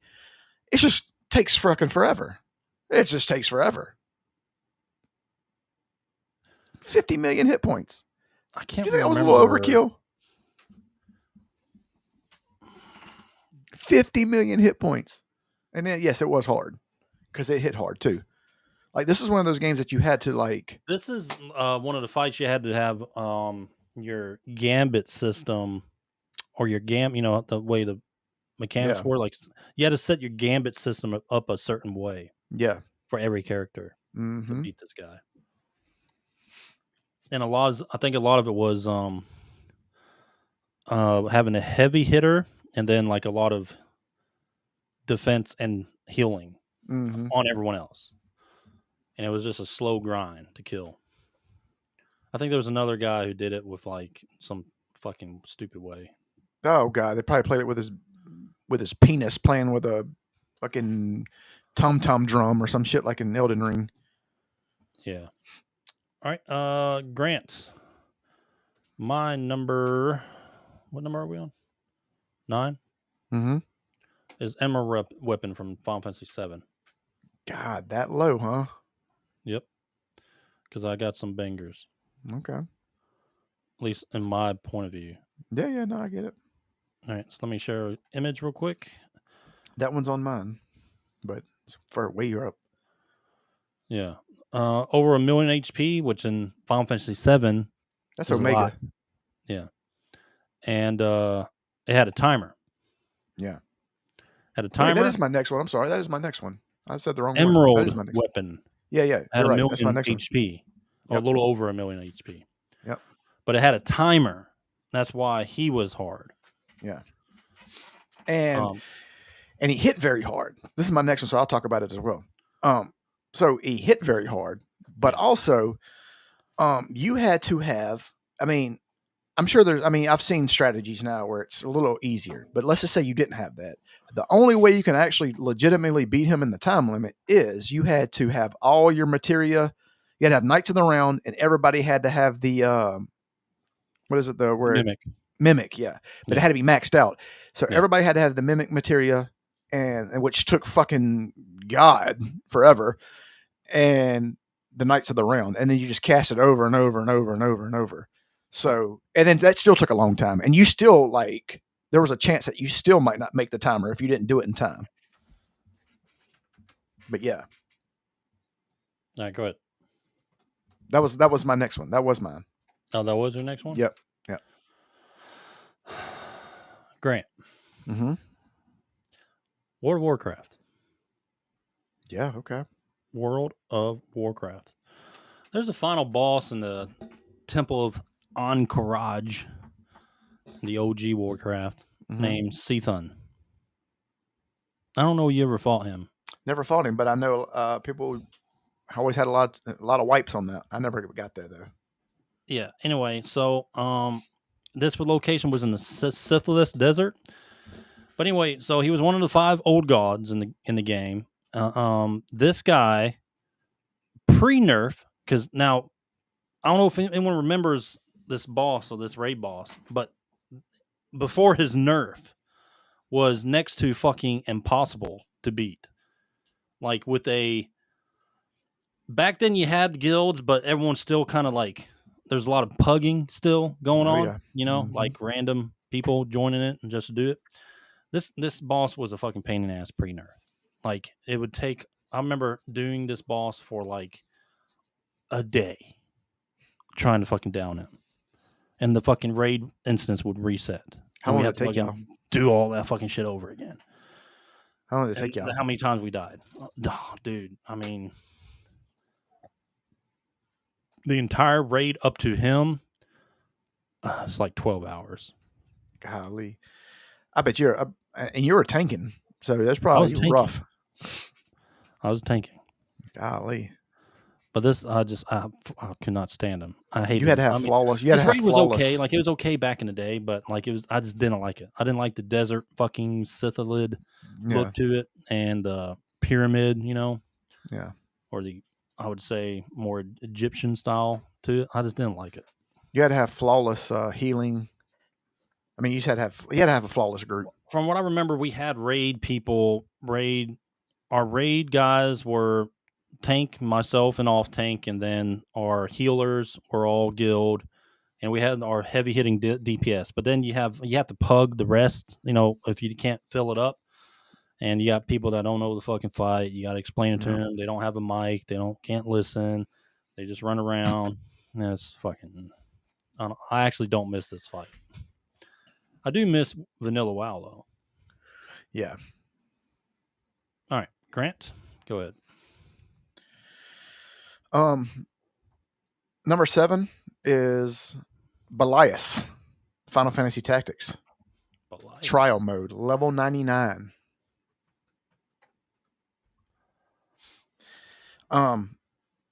So yeah, very hard. Because once you got that, I remember him. Yep. It was a side boss, by the way. But didn't he have those instant death crap? Yes. Attacks? Yep. I remember doing this guy. Yep. Let me show an image real quick. But yeah, this guy, golly, how'd I do it? Calculator. You had to have a fucking and you had to know how to use a fucking calculator. You had to have more than one calculator. Yeah, calculator was God mode though in this game. Yep. Eventually, they did do like the like a better or enhanced version of Final Fantasy Tactics that came out on the PSP. Yeah. Mm-hmm. And that one allowed you to become like Holy Knights as a class. Remember, because that wasn't you didn't have that. The Holy Swordsman, you didn't have that class. You didn't have Dark Knight. I always wanted, excuse me, I always wanted to be what was his name? He was the Holy Knight or whatever. But you never could. Yeah, and he you was never a Holy could. Swordsman. Yeah, and I always wanted. That's what I always wanted to be. Celeste, or what's her name? I think her name was Celeste. She was a Holy Knight. Yeah, but she only had some of the attacks, sword techniques. Mm-hmm. Orlando had all of them. Yeah, yeah, he was tight. Yeah, you had to have him in your party too. Yeah, doing all this fucking end game shit. But the PSP version was when they had the endless dungeon one. That was really cool. Yeah, yeah. But anyway, all right. My next one is. Oh yeah. Grant, this is I would say this is a newish game. They just have a sequel out now in early access. Have you ever played Hades? I have not. I've seen you play it though. Yeah, I think you saw me play Hades too. But I played Hades. Is that what it was? Okay. Yeah, the original Hades. Here, let me pull up the boss real quick. But the Hades, the boss Hades, was it was 2 phases, 2 fucking brutal fucking phases. Each one, I mean, the first phase and the second phase, the second phase just became harder. Even if you're like opt gear out, fucking end game, you got everything. It can be an easy loss. It's a mechanics fight. You know what I mean? Very hard mechanics fight. But this thing took me. I mean, I think like I gave up for a day. I was like, fuck this, I ain't fucking. And then I had to come back like another day refreshed and try again. You know how it is. Some of those bosses you got to. But Hades, the last boss, the final boss of the game, in just normal mode, was fucking hard as hell. Mm-hmm. Let me see if I can pull up a picture of him. Yeah, this motherfucker. I hated this guy. But yeah. But overall, cool game though. Like Hades 2 is legit too. I really like it. I like both of them. And then you see all the clones coming out now for games like this. Like they got a ton of clones coming out. Yeah. For games like Hades, and you see them all over the Steam store. I played some of them pretty legit, but some of them really suck. Where's my picture? I don't know. Fuck it. Just go on. Move on. Oh, here it is. Here it is. Here it is. Yeah, but Hades. He was rough. He's a rough fight. All right, Grant, go ahead. Where are we at? What number are we on? I think 6. Yeah. Go ahead. From Hollow Knight, The Radiance. Oh, yeah. Yeah, dude. You had to have perfect platforming reflexes for this fight. I think, yeah, he's on mine. Yep. Absolute Radiance. Yep, he's on mine too. Yep. Yeah. Nasty fight. Yeah. That game's hard as hell already. Floating shit, teleporting fucking lasers and fucking like it's another one of those Hollow Knight is a Souls platform. I mean, really, that's what it is. It's like a Souls Metroidvania game. Yeah. Kind of. Yeah. But this was another fight in the Hollow Knight, which was another fight that one mistake, you're dead. Yep. You had to be flawless in this fight. But yeah, I'll go. That's my next one too. It's Absolute Radiance. Okay. From Hollow Knight. Go ahead. All right. So Ed, you remember Star Ocean, the second story? Yeah. You remember 𝐸'𝐸𝐿𝐸? I can't remember how you say his name. But you had with his limiter off. Because you did that thing, you had to do something. I remember you had to do something in the port of Hurley. You had to steal something. And it would allow you to turn the limiter off. And the secret, and the dungeons or whatever, where you kept going down. And the dude had massive. I mean, he was hard. First of all, he made the wise men look like regular monsters. And the wise men can be pretty tough if you're not geared out. But super, I mean, you had to have the top of the top everything. I mean, you had to be 100% completely geared out. You had to be level 200. I mean, you had to be perfect in this game to fight this guy. And then you still might not beat him. And he was still extremely difficult. He was hard with the limiter. He was even harder without the limiter. I think, I don't know what his numbers went up to with his limiter off. Do you know? I can't remember, but it was like millions. It was huge. Yeah. I mean, this was a fucking masterpiece game. I loved it. It really was. It was an awesome game. All right, Grant. There's a fight in the original Destiny. Okay.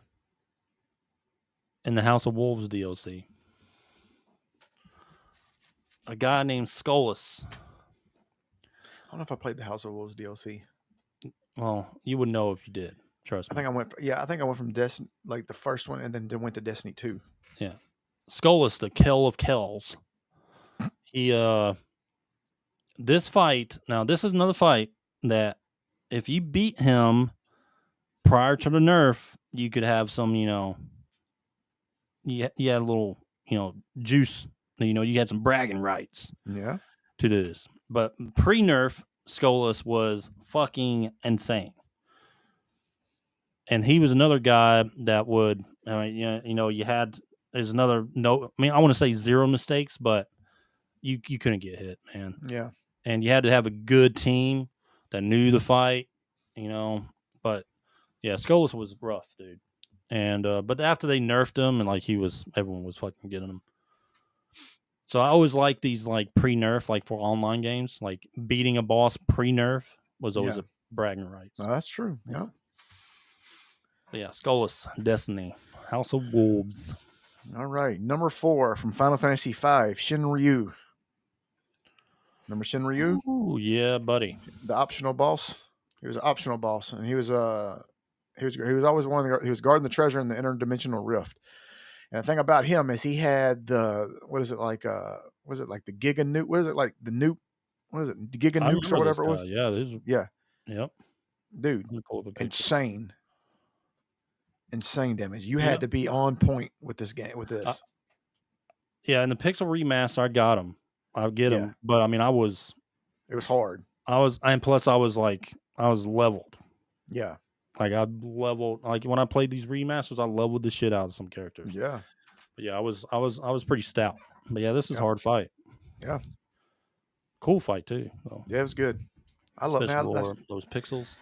Yep. All right. Grant. I'm not going to say this guy was like, I would say girl. It's fucking Valkyrie. But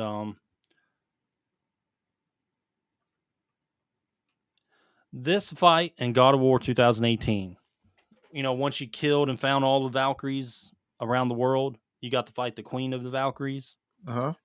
I don't know if you got that. Like, it's an optional thing. You didn't have to do it. But the Valkyrie Queen Sigrun from God of War 2018. Okay. Like you had to kill all the optional mini bosses, or I would say Valkyries, throughout the world of God of War, and then you would actually open her up at the end in like this circle area that you would go to, and you would summon her and actually fight her. But it took because she has the mechanics of a lot of the Valkyries put together that you fought before, so you have to remember all the mechanics. And I mean, some people can say this fight was easy, but it was not. Like, you had to learn mechanics over and over. I've died so many fucking times with this, even with character, pretty much, great gear, everything. It was just a hard fight because there's a lot of mechanics that takes a lot of life from you. Yep. But this was really, it was a fun fight. It wasn't one of those like fucking brain dead hard fights you see in a lot of games. And you see in some Souls games. This one was actually fun because a lot of action, a lot of like mechanics you got to know. And I think this is one of the tougher fights I've ever had in a video game. Go ahead. Number 3 from Super Mario RPG, 𝐾𝐿𝐽. He's an optional boss, secret boss. And I remember this fight because it was extremely difficult. He had the 4 crystals around him, and those was the ones that did all the damage. Yeah. And this was like the first fight that felt not Mario, but more Final Fantasy type fight. Yeah, this one was. I remember this one. It was hard. It was hard. All right, Grant. What number was that? It's 3. 3. My number 3. My first Souls game boss. First Souls game. Grant, you ever played Dark Souls 3? I didn't play 3. I played 1 and 2. You played 1 and 2? I played 1 and 2. I could think of some good boss fights in those games, but Dark Souls 3, Grant, the fucking Nameless King. Uh-oh. You probably heard of this guy from all the social media meltdowns of this fight. Now, don't get me wrong. I got some other ones harder than this in another Souls game, but this guy was just a fucking menace. He had this what the fuck was it? Aerial phase, like this fucking badass aerial phase, and then like super, fast, brutal fucking swordplay attacks and all that shit. But I would say this guy, the Nameless King, is one of the toughest in the series of all the Dark Souls series. But yeah, Nameless King. Anyone that played this game knows what the fuck I'm talking about. This guy was fucking. He was fucking tough. Yeah, very tough. Number 2, Ruby Weapon. Yeah, Ruby Weapon. Dude, Ruby was tough because they can kick your character off the board. So next thing you know, you could have them. And not only did he have a lot of life, or she, whatever. I don't know what pronouns they used for this character. But like if they kicked all your characters, you have to start over again. That's what made it annoying. It was an annoying fight. Because if that happened, then you had to start, especially if you got like almost beat it, and then that happened. Oh man, frustrating. Grant, My next one is have you ever played Sekiro? Yeah. Shadows Die Twice. Mm-hmm. I wasn't very good at it at all. I died more than twice. You've always had problems with Souls games. Well, I'm getting used to them now after Yeah. because I actually just sat there and grinded through Elden You Ring. started like kind of late into the Souls game. You had to get used to the fights, and once you see a few bosses in Souls games, then I think I can go back. I think I might go back and play Sekiro. Yeah, it gets a little easier because you know you know what From Software is going to bring to you. Mm-hmm. Grant, there's one guy in Sekiro called 𝐬𝐮, the Sword Saint. Now, he was another fucking multi-phase boss with fucking... All right. In Sekiro, if you don't know, Grant, I've said this before in one of our podcasts, you got to fucking parry. Like, you got to learn parry. And if you don't learn parry in Sekiro, you're probably not going to make it that far. Like, you got to be Elden Ring, I had to learn dodge. Yeah. It is parrying heavy in this game. But this is pure fucking From Software agony. This boss was. Let me show you a picture. But this guy sucked ass. He was horrible. I did beat him. Took me a while. But he is one of the toughest, one of the toughest Souls bosses there is. Out of any of the Souls games. And of course, From Software. Always giving us those great boss fights. But here's a fucking parry right here. Got a parry. Grant. Hey, Grant, got a parry. Got to parry every fucking fight in this game, every monster in this game. Got to parry. Yeah, that's pretty much the gameplay. But it's a great game. Don't get me wrong. Great game. And game of the year, too, I think. All right, here we go. Yep. Number one. Of course, we're going to Elden Ring here. Now, I had a lot to choose from. I know you're going to Elden Ring as well. Can I guess? Who? It's got to be Melania. It's Melania. But let me just say who I had to choose from. Let me just tell you who all I had trouble with. Because let me tell you, I almost went off the beaten path here. It is Melania is the answer. Because no, it's an optional boss. And I was just like, you know what? It's an optional boss. We'll come back later. I mean, when we say optional boss in Elden fucking Ring, it is a fucking it's a trip. Like you are going on a journey to get to these optional bosses. Yeah. And here's my Melania options. especially. Like, damn. So here are my options. Radahn was hard. Just because, it was very difficult. I mean, it literally took me 3 hours to beat him. Because, I mean, and this was nonstop. And that was frustrating. I'm talking about I would almost have him down, and then he would hit me with some cheap shit. All right? Yeah. The biggest bane of my existence, and this is probably not a hard fight to anybody else but me. Because I had, for 2 weeks, I had to level up, and I had to respec. Was that fucking knight that was outside the city. Nah, you remember I always told you, I was like, dude, I can't fucking beat that knight on the horse. I fucking can't do it. Dude, I went through like 7 specs and I leveled up for like 2 weeks trying to beat this son of a bitch. Only to find out that the knights inside the city were even harder. So, I mean, this game has a plethora of things that can be extremely hard. Those lightning strike knights got you a lot, didn't they? The ones with the spears. Yeah. The purple ones with the spears or whatever. I fucking bastards. Those are the bane of my. I hate that. Perfect fucking aim from exactly. The map. Exactly. Perfect. I mean, it would literally throw that. They're bitch. Almost like the fucking crayfish. Exactly. That oh God. Oh God. Remember those little fuckers? Dude, I would be halfway across the screen on your horse. Yes. Doing diagonal. And it would knock me off my horse. But yes, it is Melania. I tried this fight. Dude, I tried this fight for 4 hours. I literally tried this for 4 because this is, people complain about it being hard, but it's also one of those games that's it's so addicting that you have to do it. You know what I mean? Artwork, dude. Yeah. So it's like you can't stop. But I remember I got to a point where I was like, you know what? I've literally wasted 4 hours of my life that I can't get back. Let's try leveling it up and coming back later. And I never did. Just never did. Just didn't do it. Dude, the trek to get to this boss. Oh, it's terrible. You're discovering a whole nother world within Elden Ring, whole nother fucking area that you get to. You go through these tree branches and you're getting attacked. There's a fucking castle out of nowhere. You're getting attacked by those the mini things or whatever. You know those things that blew the fucking bubbles? Yeah. Oh I hated those God. fucking things. They were easy to kill, but when you have to run to them and like Yeah. take tree limbs to try to get Oh, to yeah. them, and they'd already shoot like 100 bubbles at you. Yep. But yeah, this one was. Oh, there was also the gate portion of this area before you got to Melania, where you had to fight, I think, a giant and a bunch of knights in front of a gate to progress, and that was a pain in the ass. Oh, and it had the rot knights. Yes. What is that called? The Crimson Rot Knights or something like that? What is Something the rot like that. I don't called? know. There's fucking. But those rot fucking knights were just horrible, especially if you're going to this like not leveled quite yet. You know, you're kind of mid game leveled. Yeah. Those things were fucking rough. But yeah, the trek to this place was.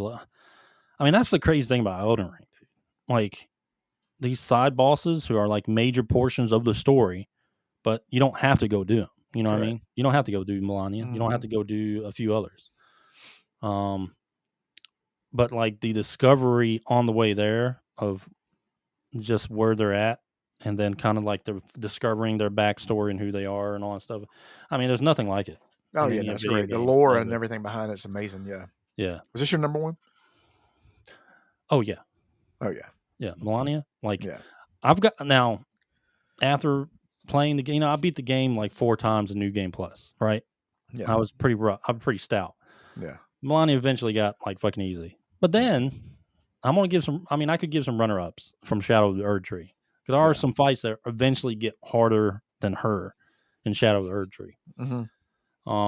But I would say, yeah, she's the one of the toughest in any video game, and the coolest fight too, because she has two phases. She's how she looks now in that picture, and then she turns into this like rot like form where she can bloom this big flower and just fucking rot you to death. Because I remember when I got her, I was like, I got her, and I was like, what is going on? No. And then she's flying in the fucking air and shit. I'm like, Jesus, you know when that happens, like you think that you kill her, and then she transforms and does all that stuff.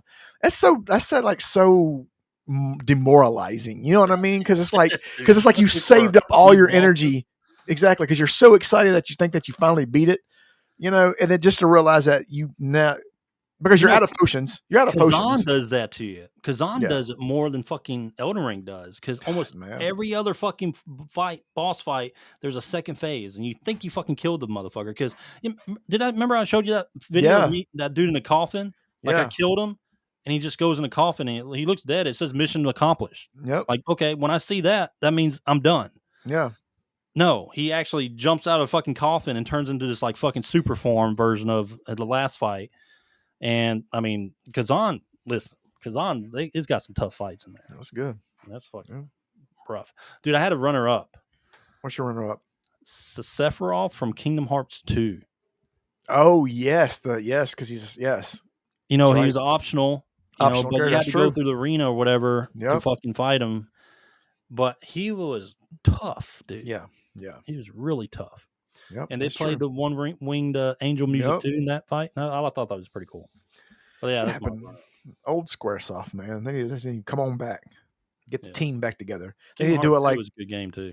They need to do it like Bungie. I mean, Exodus. Yeah, that's not the kind of game. You know, a series that fell apart later on. Kingdom Hearts. Yeah, it just kind of got. I think like 1 through 3 were pretty good, kind of.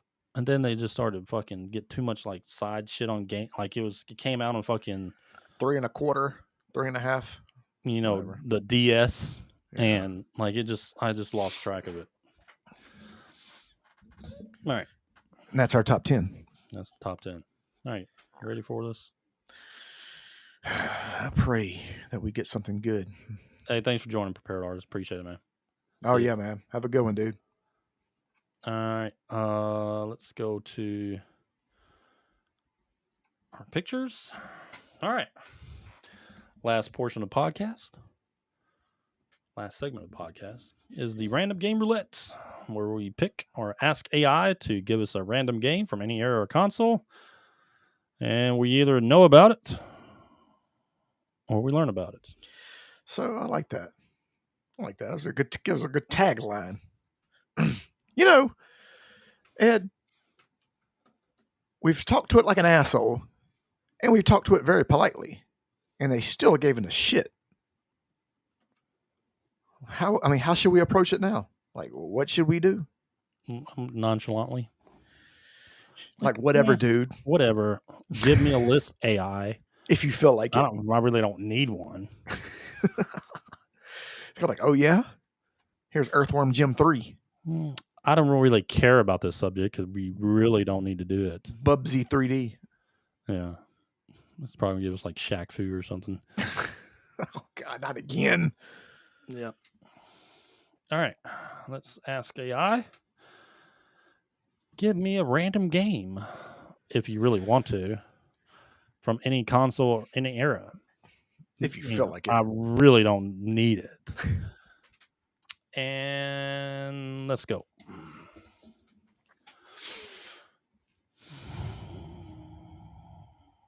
Well, that didn't work, Grant. Oh, God. That did not work at all. I told you, man. Ever since we got Chrono Trigger, it's been downhill ever since. The AI gods have knocked us back down the mountain. I don't know what the fuck this is. If it's a Japanese game, do it again. Let's get a reroll. Like, if it's one of those games that's like Doki Doki Moku Choki or whatever, like, come on. No, man, we're going for this one. Okay. We're going for this one, dude. Are you ready? Right. I'm ready. Let me type it up so you can fucking find it. I mean, what year is it? 2000? No. The fuck is this? Holy God. Oh, Lord. 2000? Yeah. All right, here it is. Let me share it and ask AI, give me random things about it. All right, Grant, you ready for that picture? You ready for that picture, Grant? You gotta get excited, dude. You gotta get excited, man. Oh, my excitement is gone. Let me share it real quick. If I can find the picture of it. Probably deleted it because it was so bad. All right. There it is. All right, let me pull this up. Pull this up, buddy. Dude, I don't know what the fuck this game is, really. I have no idea. No, we'll Here it have is. to learn. Here it is.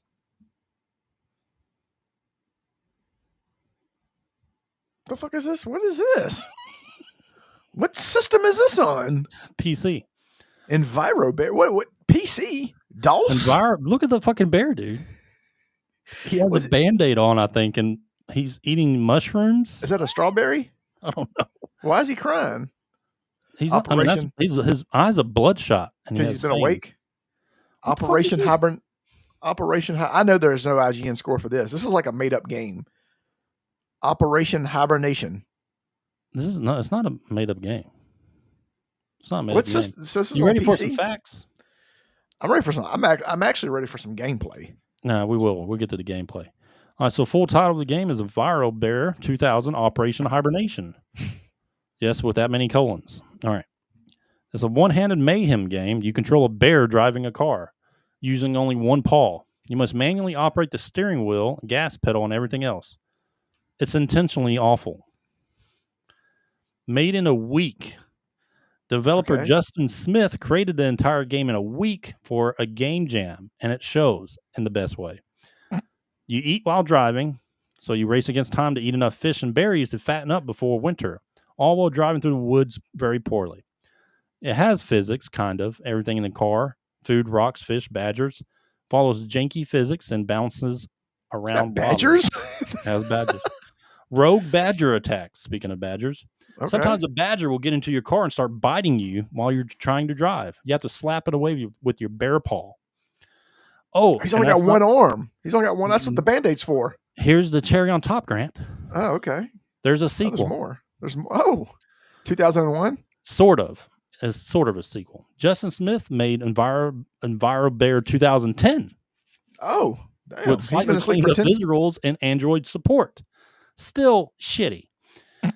And I guess it's crazy. AI actually said shitty. Anyway, hidden survival commentary. Despite being a joke, it sneakily references real animal behaviors like bears eating and preparing for hibernation. Okay, who cares? It's a cult classic, Grant. It's considered one of the earliest breakout indie joke games. Praised for how absurdly fun it is, despite of its chaos. What is that? What is that? A fish? And guess what, Grant? It's free. You can get God, free I on hope PC. so. You can get it free on PC. Grant, you ready? Why does that fish look like a torpedo? I don't know, dude. All right, so let's go. Let's get some gameplay. Grant. Enviro Bear. It's probably gonna be funny. 2000 PC gameplay. I don't know why I did PC. It's the only game out on PC. Anyway.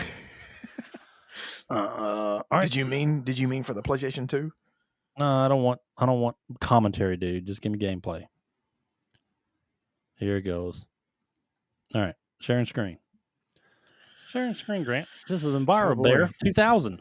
All right, I'm You excited. ready? Yep. Click to drive.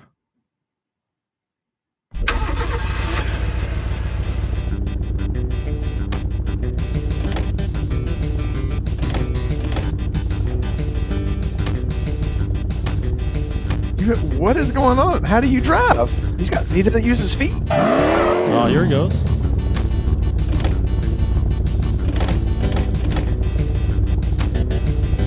That's the brake. God. Let's fast forward it. Oh, look, nothing changes. Oh, there's a bee. Oh, there's what happened? A bee in the speedometer fell off. Where's the badgers? Oh, he got bit. Oh. I don't even know what's going on. Go, there you go. That bitch is in first gear.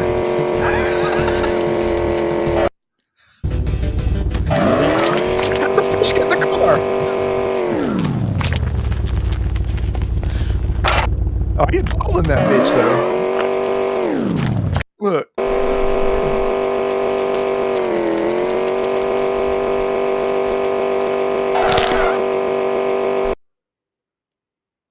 Why is it in one gear? Why is it not going into second gear? God.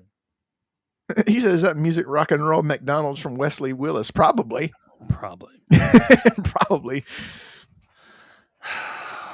So that was Enviro Bear 2000 on PC. What have we done? I feel like we've cursed we're cursed by the AI gods. I think Ubisoft is tripping us up. I think that's what it is. I think the Ubisoft. The Oobs. It's your boy. I think your boy might have put a virus on your computer before he left. That was insane. That was a garbage game. That was one of the most garbage games I've ever seen in my life. Well, what's funny is the fish, how they got in the car and they were flopping around like I didn't see any badgers though. I don't think they're lying about that. I didn't see any badgers. Well, the guy couldn't get out of first gear. Yeah. Like there's only one gear. That would be annoying to me. Like I know it's like a shitty game, but like I would at least have to have some sort of like, I couldn't have the whole time. I couldn't do that. That wouldn't. Well, Grant, that was Enviro Bear 2000, and that's the podcast. I'm kind of interested in seeing Enviro Bear 2010. I'm gonna have to do that on my own. There you go. God Awful Gamer plays Enviro Bear 2010. That's true. I bet it's an upgrade though. I bet it's better graphics. Maybe. All right, guys. Well, that's the podcast. We appreciate y'all tuning in. Go follow us on Facebook, TikTok, Instagram, X, all of the above. Everything else, I can't even think of all we got. Yeah, you got anything to add? We got another character, or excuse me, not another character, but another guest coming Friday. Oh yeah. You heard about another guest? Did hear about another guest. Some guy I met back in down Louisiana. A couple months ago. Oh damn. Yeah, he was a game developer. You got a name for him? Yeah, Boudreaux Clementine. Boudreaux Clementine. Okay. Yeah, so he's a Louisiana game developer. He's really big on, he's really big on that, having putting those pronouns in games, and okay, you know, a lot. He loves DEI in game industry. Okay. His whole company's revolved around DEI. Okay, it seems like I gotta get my debate skills ready because Yeah, he's a Louisiana game developer. Okay, Boudreaux Clementine. Boudreaux Clementine. All right. Yeah. I gotta be sure when I talk to him, I gotta address him by the right pronouns. I don't want to offend him. Well, make sure you guys join us Friday to meet old Boudreaux. Oh boy, you guys will probably either hate him or really hate him. But yeah, Boudreaux Clementine coming Friday. All right. Well, I'm excited to meet old Boudreaux. So, Yep. All right, guys. Anything else? You got anything else to add? No, that's it, man. Appreciate everyone All right, joining. guys. The audio podcast will be up in a couple hours. We'll see y'all Friday. Peace.